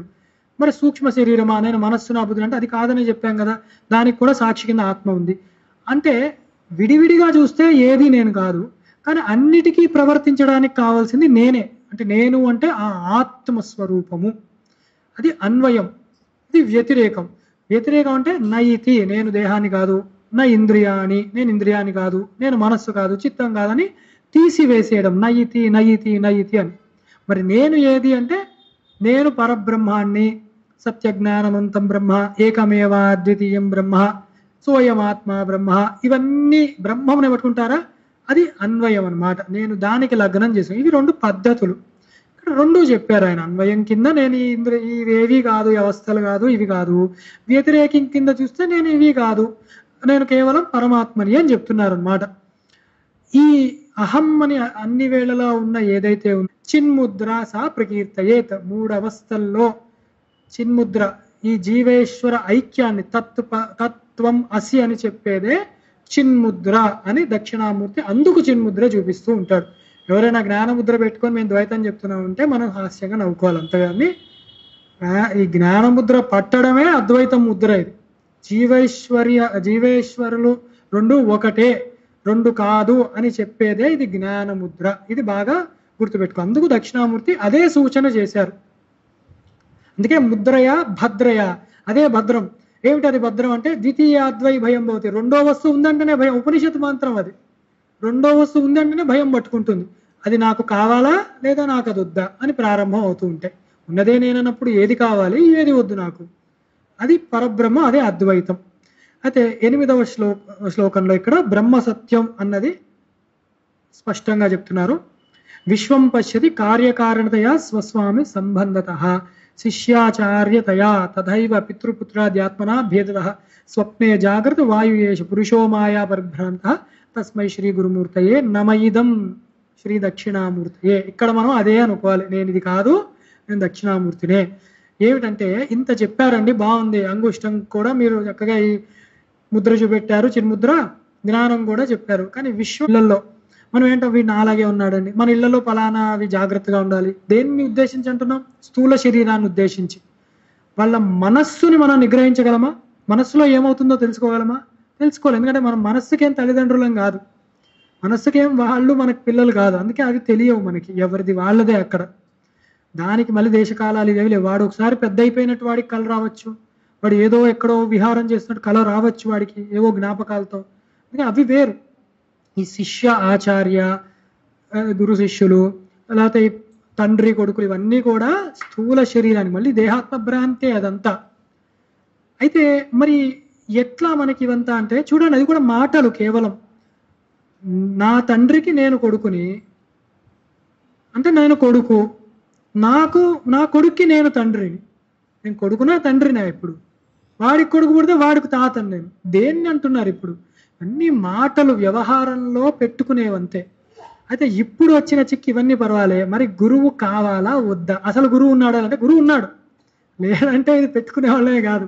దక్షిణామూర్తి స్వరూపంలో సర్వత్రా వ్యాపించేవాడే ఆ గురువు. మరి ఆయన్ని ఇప్పుడు ఎట్లా చూడంటే అట్లనే చూడు, గురువులాగే చూడు, సర్వత్రా చూడు. మరి గురువు కూడా మిథ్య అవ్వడా? ఈ ద్వైత ప్రపంచంలో మిథ్యనే. గురువు అన్నది కూడా నీకు శరీరంతో చూస్తే గురువు మిథ్యే, అంతటా వ్యాపించిన ఆ పరమాత్మ అనుకున్నప్పుడు అది మిథ్య కాదు. మరి గురువు శరీరం అన్నప్పుడు దండం పెట్టుకొని తీరాలి. మరి ఆయన ఎలా ఉపయోగపడ్డాడు? ఈ మిథ్యా ప్రపంచంలో మిథ్యలోంచి బయటపడేయడానికి ఎలా ఉపయోగపడాడు, అది కదా మనకు వచ్చే చిక్కు. అంటే గురువు ఒక సింహ స్వప్నం లాంటివాడు. బాగా నిద్రపోయాం మనం, ఒక సింహం వచ్చి గాండ్రిచ్చింది మన మీద, ఉలిక్కిపడి లేచాం. లేచాక అరే ఇది కళ అనుకున్నాం. నిద్రలోంచి బయటపడేసింది ఏది? సింహమే. సింహం ఉందా? లేదు. మరి బయటికి ఎట్లా వచ్చాం? సింహం వల్లనే. అట్లా గురువు యొక్క ఉపదేశము ఇలా ఉంటుంది. సింహం ఎలా గాండ్రిస్తే ఉలిక్కిపడి లేచామో అలాగా మనకి తోడ్పడుతుంది. గురువు ఏం కొత్తగా వచ్చి ఏదో విషయాన్ని మనకి పెట్టాడు. మనలో ఉన్న ఉద్ధరేదాత్మానాత్మానం అని మనకు ఆ ఉద్ధరించుకునే ఒక స్థితి కల్పిస్తారు గురువు. అప్పుడు ఈ మిథ్యాభూతమైన ప్రపంచం అంతా మనకి చక్కగా అవగతం అవుతుంది. అప్పుడు సర్వత్రా ఈ ఆత్మయే ఉన్నది అని మనకి తెలుస్తుంది అనమాట. ఇది 8వ శ్లోకంలో చెప్పారు. ఇంత నిగూఢమైన అర్థాలు ఉంటాయి వీటిలో. 9వ శ్లోకంలోకి వెళ్తున్నాం. ఇవి చిన్నవే, అంటే ఎందుకంటే ఇవి ఎలాగ సర్వత్రా ఆత్మను చూడాలి, తర్వాత ఫలశ్రుతి, సమయం కూడా సరిపోయింది మనకి. అయితే ఇప్పుడు ఈ బ్రహ్మము నాలోనే ఉందా అంటే అంతటా ఉంది. నీలో ఎందుకు వెతుక్కోమన్నాము అని చెప్తున్నామంటే, నేను సుఖిని నేను దుఃఖిని అని కదా నువ్వు చింతించేది. లేదా అయ్యో నా కొడుక్కి బాధ ఇస్తుంది వాడు సుఖపడుతున్నా అనుకుంటున్నావా? అది మమకారమే, ఇది అహంకారం. రెండిటికి విరుడు నీ నుంచే ప్రారంభమైంది. నేను అంటూనే కదా మమ అన్నది వచ్చింది, నా వాళ్ళు అన్నది. అందుకని విరుగుడు నీతో ప్రారంభమైంది. మరి ఆత్మ ఎట్లా ఉంది అంటే సర్వత్రా సర్వవ్యాపి అయి ఉన్నది. అలా ఎలా ఉందండి అంటే అష్టమూర్తుల కింద ఉంది అని చెప్తున్నారు అన్నమాట. అంటే కొందరు 24 తత్వాలు చెప్పారు, 36 తత్వాలు చెప్పారు, ఇంకో 2 ఇటు అటుగా చెప్తూనే ఉన్నారు ఆగమ శాస్త్రాలు అవి కూడా. కానీ అంత కష్టపడకండి, మీకు ప్రత్యక్షంలో బాగా అవగతమయ్యే ఒక 8 చెప్తాను. అష్టమూర్తుల కింద ఈశ్వర ఉపాసన చెయ్యండి, సాధన చెప్తున్నారు. అలా దర్శించండి అని ఇది ప్రారంభం. ఎట్లా అంటే భూరంబాంస నలో నిలోంబర మహార్నాదో హిమాంశు పుమాన్ ఇత్యాభాతి చరాచరాత్మకమిదం యస్యైవ మూర్త్యాష్టకం నాణ్యత్ కించన విద్యతే విమృశతాం యస్మాత్ పరస్మాత్ విభో తస్మై శ్రీ గురుమూర్తయే నమైదం శ్రీ దక్షిణామూర్తయే. అష్టమూర్తులు చెప్పారు. అంటే పృథివీ పంచభూతాలు. ఇప్పుడు అవన్నీ చెప్పాలా అంటే అవసరం లేదు. పృథివీ, నీరు, వాయువు, అగ్ని, ఆకాశం, పంచభూతాలు సరిపోయినాయి. తర్వాత ఇవి పంచభూతాలు స్థూలంగా మనకి కనపడేవి, కొన్ని కనపడనే అంటే అనుభవంలోకి వచ్చేది. గాలి కనపడుతుందా అంటే అనుభవంలోకి వస్తుంది. ఆకాశం ఉంది కాబట్టి మిగతా పంచభూతాలంటే ఆధారం కింద ఉంది. తస్మాత్ ఆత్మన ఆకాశ సంభూత అధ్య అని చెప్పి తర్వాత నుంచి అంటే ఆత్మ నుంచే ఆకాశం వచ్చింది. దాని నుంచి మళ్ళీ వాయువు, అగ్ని, జలము, పృథివీ అన్నీ వచ్చాయని ఒక క్రమం. అది పంచభూత వివేచన చేసేటప్పుడు. అంటే వీటిలన్నిటికీ ఆధారంగా ఉన్నది ఆకాశమే అయి ఉన్నది. పంచభూతాలు అందుకే పంచభూత క్షేత్రాలు కూడా ఉన్నాయి కదా మనకి అవి. తర్వాత మహార్నాదు, అహర్నాదు అంటే సూర్యుడు. తర్వాత హిమాంశు చంద్రుడు. ఇవి కాలానికి సంకేతం, దేశానికి, అనుభవానికి, తర్వాత కాలానికి సంకేతమైన ఇవి పుమాన్. ఇవన్నీ ఎవరు అనుభవిస్తున్నారు, ఎవరి గురించి ఉన్నాయి, ఎవరి వల్ల ఉన్నాయి అని చూస్తే పుమాన్ జీవాత్మ లేదా పరమాత్మ లేదా పురుషుడు పేర్లు. ఇవన్నీ తండ్రి, నాన్న, లేదా జలము, నీరు, ఇవి ఎట్లనో అది అంతే. ఆత్మ, పరమాత్మ వాడి గురించి ఉన్నాయి. అందుకే అష్టమూర్తి లింగాలు ఉన్నాయి మనకి ఈ భారతదేశంలో కూడా. అలా ఈ అష్టమూర్తుల కింద చూడు సృష్టి అలాగే క్రమంగా జరిగింది. సృష్టి బోల్డ్ విధాలుగా చెప్పారు కాండి. ఇప్పుడు ఒకసారి అవస్థలు అన్నారు, ఒకసారి ఏమో ఈ ఏమిటివి కోశాలు అన్నారు, ఓసారేమో శరీరాలు ఎన్ని ఉన్నాయన్నారు, ఓసారేమో తత్సృష్ట్వా తదేవాను ప్రావిశత్ అని చెప్పి సృష్టించి మాలో దూరాడు, అందరిలో పరమాత్మ దూరాడు అని. హృదయేర్జున తిష్టతి అన్నారు, మధ్య మన మనస్సులో ఉన్నాడు అన్నారు. అలా కాదు, ఆత్మ సర్వత్రా వ్యాపకం అంతటా ఉన్నాడు అన్నారు. ఇంకోటి ఏంటంటే యథా విస్ఫులింగవత్ అన్నారు, అంటే ఒక అగ్ని జ్వాల వచ్చి విస్ఫులింగాలు ఎలా బయటకు వచ్చి అట్లా అన్నారు. ఇంకోటేమో యథోర్ణనాభిసృజతే, ఇవన్నీ ఉపనిషత్ వాక్యాలు. యథోర్ణనాభిసృజతే గృహ్ణతే పిచ, ఎలా సాలిపురుగు దానిలోంచి దారం తీసి అల్లిందో మళ్ళీ అంతా అయిపోయినాక దానిలోకే అంతా లయం చేసుకుంటూ అలా పరమేశ్వరుడు తనలోంచే సృష్టి చేసి తీసుకున్నాడు. ఏమిటండి ఇవన్నీ, ఏది నిజం అంటే ఇన్ని విధాలుగా చెప్పారని ఒప్పుకుంటున్నామా? ఇన్ని విధాలుగా చెప్పారంటేనే అది అసలు నిజం కాదు. ఉపనిషత్తుల అబద్ధాలు చెప్పారంటే అది పరమ పాపం. అక్కడ చెప్పింది అది కాదు. ఇలా సృష్టి జరగడానికి అన్నిటికీ మూలము పరమాత్మని ఉద్దేశించి సృష్టి చెప్పడానికి కారణం, దానికి ఒక కారణం ఉందని చెప్పడానికి తప్ప సృష్టి ఎలా జరిగిందని తెలుసుకునే ప్రయత్నం కాదు అని ఉపనిషత్తే చెప్పింది. పరమాత్మ దానికి కారణం, కనపడే కార్యానికి కారణం ఉంది అని చెప్పడం ఉద్దేశం. అది మనం తెలుసుకోవాలి. ఇది ఎట్లా తెలుసుకోవాలంటే ఆత్మను దర్శించాలి. ఈ పంచభూతాల రూపంలో ఉన్నది ఆయనే. బయట ఎలా ఉన్నాయో నాలో కూడా పంచభూతాలు అలాగే ఉన్నాయి. బయట సూర్యచంద్రులు ఎలా ఉన్నారో మనస్సు బుద్ధి రూపంలో సూర్యచంద్రులు అట్లానే ఉన్నారు. బయట పరమాత్మ అంతటా అని అన్నప్పుడు నాలో జీవాత్మ కింద ఉన్నాడు. తత్వమసి అన్న వివేచన చేసి సర్వజ్ఞత్వాన్ని కించిజ్ఞత్వాన్ని పక్కన పెట్టేస్తే అన్నిట్లో అన్ని సమంగానే ఉన్నాయి. అప్పుడు నువ్వు అదే అయ్యున్నావన్న సర్వాత్మ భావన మనకి సహజంగానే సిద్ధిస్తుంది అని ఈ మంత్రాన్ని మనకి ఈ శ్లోక రూపంలో ఇచ్చారు. మనకి జ్ఞానకించిన విద్యతే విమృశతాం యస్మాత్ పరస్మాత్ విభో అని ఈ అష్టమూర్తుల గురించి తీసుకున్నాం. ఆఖరి శ్లోకము ఫలశ్రుతి. అది సర్వాత్మత్వముతి స్ఫుటీకృతమిదం యస్మాదముష్మిన్ స్తవే తేనస్య శ్రవణ తదర్థ మననాచ్చ ధ్యానాచ్చ సంకీర్తనాత్ సర్వాత్మత్వ మహావిభూతి సహితం స్యాదీశ్వరత్వం స్వతః సిద్ధ్యే తత్పునరష్టతా పరిణతం చైశ్వర్యం అవ్యాహతం. ఇలా సర్వాత్మన వాడు దర్శనం చేసేవాడు ఏమవుతాడు? ఫలం లేదే జడుడు కూడా పని చేయడు. కాబట్టి మనకి దీని ఫలం ఇచ్చాడు. ఏమిటి ఫలం? ఏమైనా ఉత్తమ లోకాల ఎక్కడికన్నా పోవాలంటే అట్లాంటిది కాదు. నీ సహజ స్థితి నీకు లభిస్తే నువ్వు ఎట్లా అవుతావో అన్నది తెలుసుకోవడమే ఫలం. ఇది సర్వాత్మత్వం నీదే అని తెలిసినప్పుడు సర్వాత్మమైన ఈశ్వర విభూతులన్నీ నీకు సహజంగానే లభిస్తాయి. నువ్వే ఈశ్వరుడివి, పరమాత్మవి, జీవాత్మే ఈ పరమాత్మ అని తెలిసినప్పుడు ఒక మనిషి పరిగెడుతూ ఉంటే, సురేశ్వరాచార్యులు వారు ఇచ్చిన ఉపమానం, మనిషి పరిగెడుతున్నప్పుడు వాడేమి నా నీడ నాతో రా, నువ్వు కూడా నా వెనకే ఉండని అన్నాడు. సహజంగానే వాడితో నీడ పరిగెడుతుంది. అట్లా ఈశ్వరత్వాన్ని పొందినప్పుడు ఈ సర్వ సిద్ధులు ఏవైతే అష్టసిద్ధులు అనిమ లగిమ గరిమ ఈశిత్వ వశిత్వ ప్రాకామ్య భుక్తి ఇచ్చా ఇవన్నీ ఏమున్నాయో, లేదా అష్టైశ్వర్యాలు ఏమున్నాయో ఇవన్నీ కూడా సహజంగానే వాడికి వస్తాయి. అంటే వాడి యొక్క గుణమే అది అవుతుంది. వాడు ప్రయోగిస్తాడా వాటిల్ని అంటే వాడు ప్రయోగించడానికి వాడు తప్ప వేరే వస్తువు ఉంటే కదా. అది ఎలా అంటే ముందే అనుకున్నావు, పువ్వు యొక్క వాసన, నాకు పువ్వే దాన్ని వాసన వద్దంటే అది కుదరదు. ఈశ్వరుడు కావాలంటే ఐశ్వర్యవంతుడే ఈశ్వరుడు కాబట్టి కలిసే వస్తాయి. ఆ సర్వసిద్ధులు వాడికి వస్తాయి. మనం ఏం చేయాలి మరి రోజు అంటే శ్రవణాత్, ఇప్పుడు విన్నాం బానే ఉంది. తర్వాత మననాచ్చ ధ్యానాచ్చ సంకీర్తనాత్, మననం చెయ్యాలి ఈ అర్థాలన్నీ, ధ్యానం చెయ్యాలి. అది నేను అయ్యి ఉన్నాను, ఇన్ని విధాలుగా గురువు గారు చెప్పారు మాకు అని దాన్ని నిధిధ్యాసన చేసుకుంటూ దానిలో కలిసిపోవాలి. ఆ భావనలో రోజు నిత్యం కూడా మన పూజలో ఇది సంకీర్తనాత్ స్తుతి కింద కూడా పెట్టుకోవాలి. భాష్య పాఠంలో మేము కూడా పెట్టుకుంటూనే ఉన్నాం ప్రతిసారి. అది మనం కూడా మన నిత్య కర్తవ్యంలో ఒకటి పెట్టుకోవాలి. వాడికి విభూతి సహితం స్యాదీశ్వతం స్వతః సహజంగా లభిస్తాయి మహావిభూతులన్నీ వాడికి అని చెప్తున్నారన్నమాట. చైశ్వర్య అవ్యాహ్యతం అని చెప్పారనమాట. ఇంతటితో మనం ఈ 10 శ్లోకాలు చెప్పుకున్నాం. ఈ ఈశ్వరుడు ఇప్పుడు ఎక్కడున్నాడు, గురువు ఎక్కడున్నాడు, నేను ఎవరిని అనుకుంటే ఒక శ్లోకం బాగా గుర్తుపెట్టుకోండి. ఈశ్వరో గురురాత్మేతి మూర్తి భేద విభాగినే వ్యోమవత్ వ్యాప్త దేహాయ దక్షిణామూర్తయే నమః. ఈశ్వరుడు అంతటా ఒకలాగే ఉన్నాడు.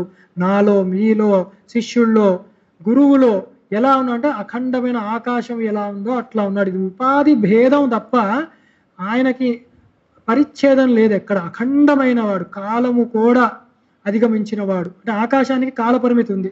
అలా లేపుతా అంటే ఆకాశం ఆత్మ నుంచి పుట్టామనంటే పుట్టుకుంది, దానికి ఆత్మకి పుట్టుక లేదు, చావు లేదు. ననిరోధో నచోత్పత్తి అని గౌడపాద కారకలు చెప్తారు. అసలు అది లేదయ్యా, ఆత్మ ఉంది అంటే మోక్షం లేదు, సాధన లేదు, అదంతా ఒక మిథ్య. ఎప్పటి వరకు జ్ఞానికి, అది మనకు కాదు.